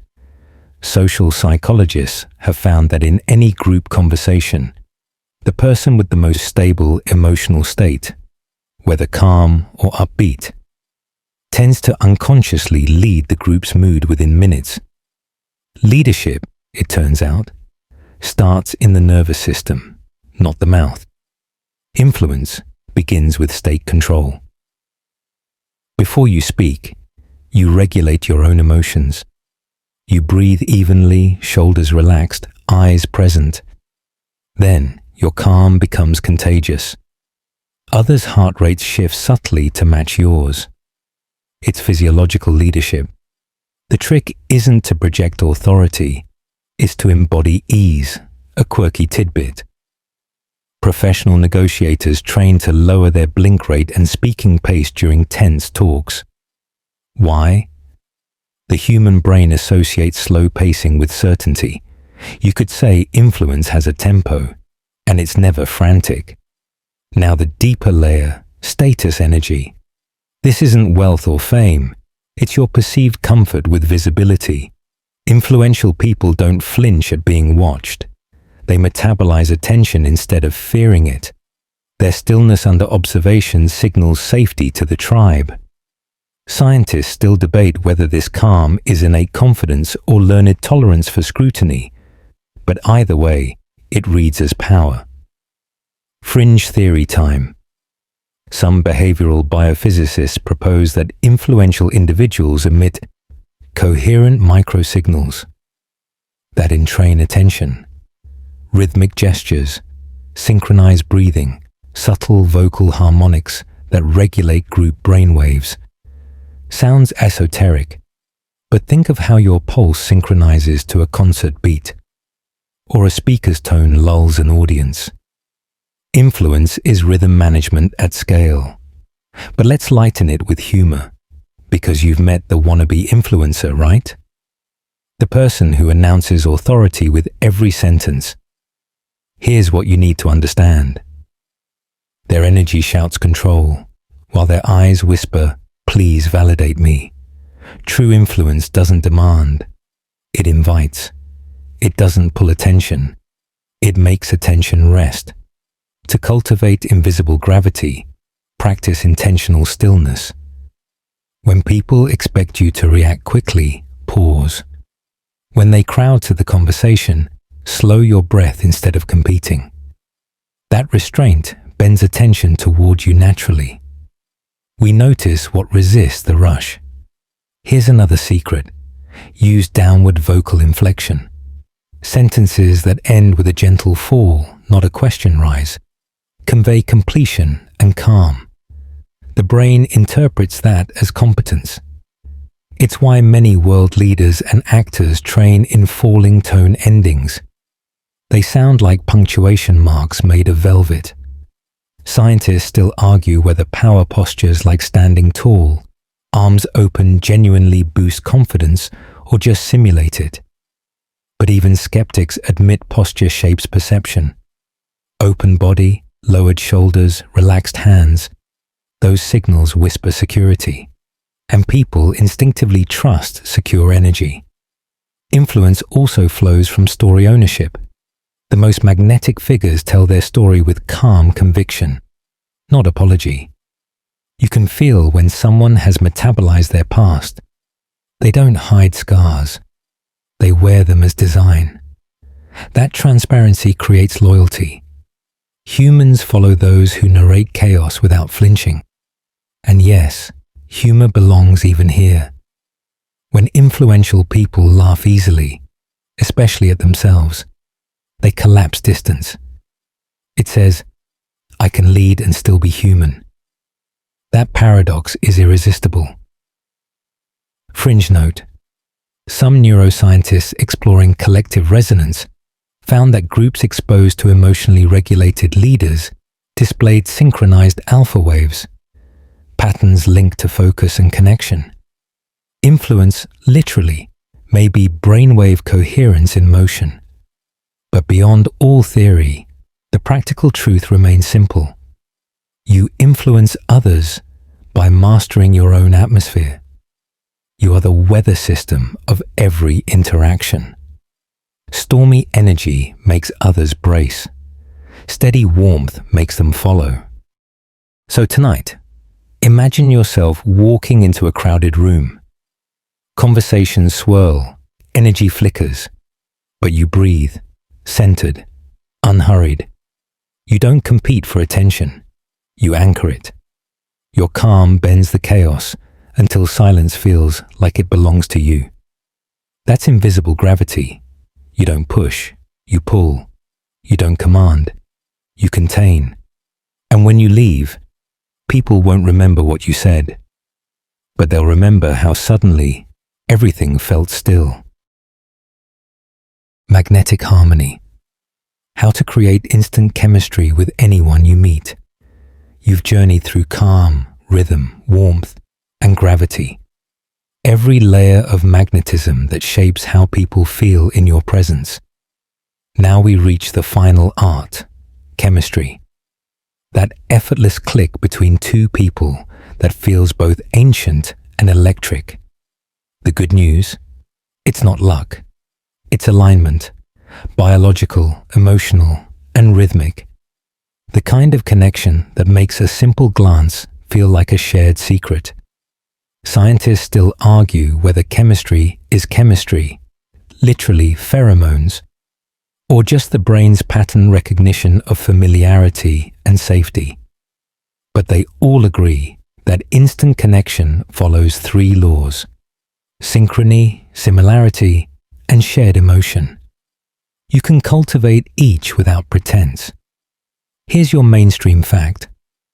Researchers from the University of California found that when two strangers click, their heartbeats and breathing patterns align within minutes. That's not poetry. It's physics of empathy. The body recognizes resonance before the mind writes its story. So how do you create it on purpose? Begin with attention, not the staring kind, but the listening kind. When someone speaks, focus on rhythm, not just meaning. Subtle mimicry of pace, tone, and posture creates synchrony at the nervous system level. You're signaling same frequency. People feel chemistry when their bodies stop defending. Then there's emotional mirroring. If someone shares excitement, lift your tone. If they reveal vulnerability, soften yours. But don't fake it. Your nervous system can't counterfeit care. Authenticity has microtells. The eyes give you away. Chemistry grows in truth's temperature, not performance. Here's a quirky tidbit. Studies show that couples who use more we words instead of I words release higher levels of oxytocin, the bonding hormone. Even among strangers, phrases like, "We've got good timing," or "We both thought that," trick the brain into partnership. Pronouns build invisible bridges. And humor, chemistry's spark plug. Shared laughter isn't just social. It's biological synchrony. You exhale together, your diaphragms move in sync, and your brains light up like twin constellations. Scientists still debate whether laughter evolved for bonding or survival, but every friendship and love story agrees it's both. There's also curiosity chemistry. People feel connected when they sense genuine intrigue. Instead of generic questions, ask ones that feel alive. What do you wish people asked you more often? Or, what's something small that made you smile this week? The brain rewards that depth with dopamine. Connection becomes play. A fringe theory in quantum biology even suggests that emotional resonance creates micro-electromagnetic coherence between people. Tiny shared oscillations measurable in heart fields. Whether true or poetic, it's a beautiful metaphor. Chemistry as literal frequency match. Now, the secret trick: emotional pacing. In conversation, follow the other person's rhythm for a while, then gradually slow your tone and volume. They'll unconsciously match you, and in that shift, intimacy grows. It's how therapists, actors, and charismatic leaders build rapport. The gentle dance from mirror to lead. And here's where humor slips back in, because you've definitely met someone who tries too hard to create chemistry. Over eye contact, over laughing, over leaning. That's not magnetism. It's caffeine in human form. True chemistry breathes. It's space, not saturation. Scientists still debate whether we can sustain chemistry or if it fades as novelty does. But data suggests chemistry thrives on emotional variety. Lightness, sincerity, curiosity, quiet. The more textures you create together, the longer the spark glows. Here's a grounding exercise. Next time you meet someone, instead of focusing on how you come across, focus on matching their breathing for 30 seconds. Your bodies will sync before your mind decide to connect. That's chemistry in its rawest form. Synchrony disguised as intuition. The final truth: chemistry isn't about making people like you. It's about making them feel alive in your company. You're not performing. You're reminding them of their own vitality. So tonight, imagine meeting someone new, the air charged but gentle. You listen, laugh softly, match rhythms, pause when needed, and suddenly, the world feels small enough for two. That's instant chemistry. Not a trick, but a tune. And you've just learned to play it. So here you are, 30 whispers deep into the art of being magnetic. You've learned that charisma isn't sparkle, it's stillness. Connection isn't conquest, it's rhythm. The secret has never been to try harder, but to be slower. You breathe, others follow. You soften, they bloom. The glow you've built tonight doesn't fade when the screen does. It lingers, like candlelight after a storm. Now exhale. Let your mind rest in the quiet hum of your own calm. You've become the gravity you once chased.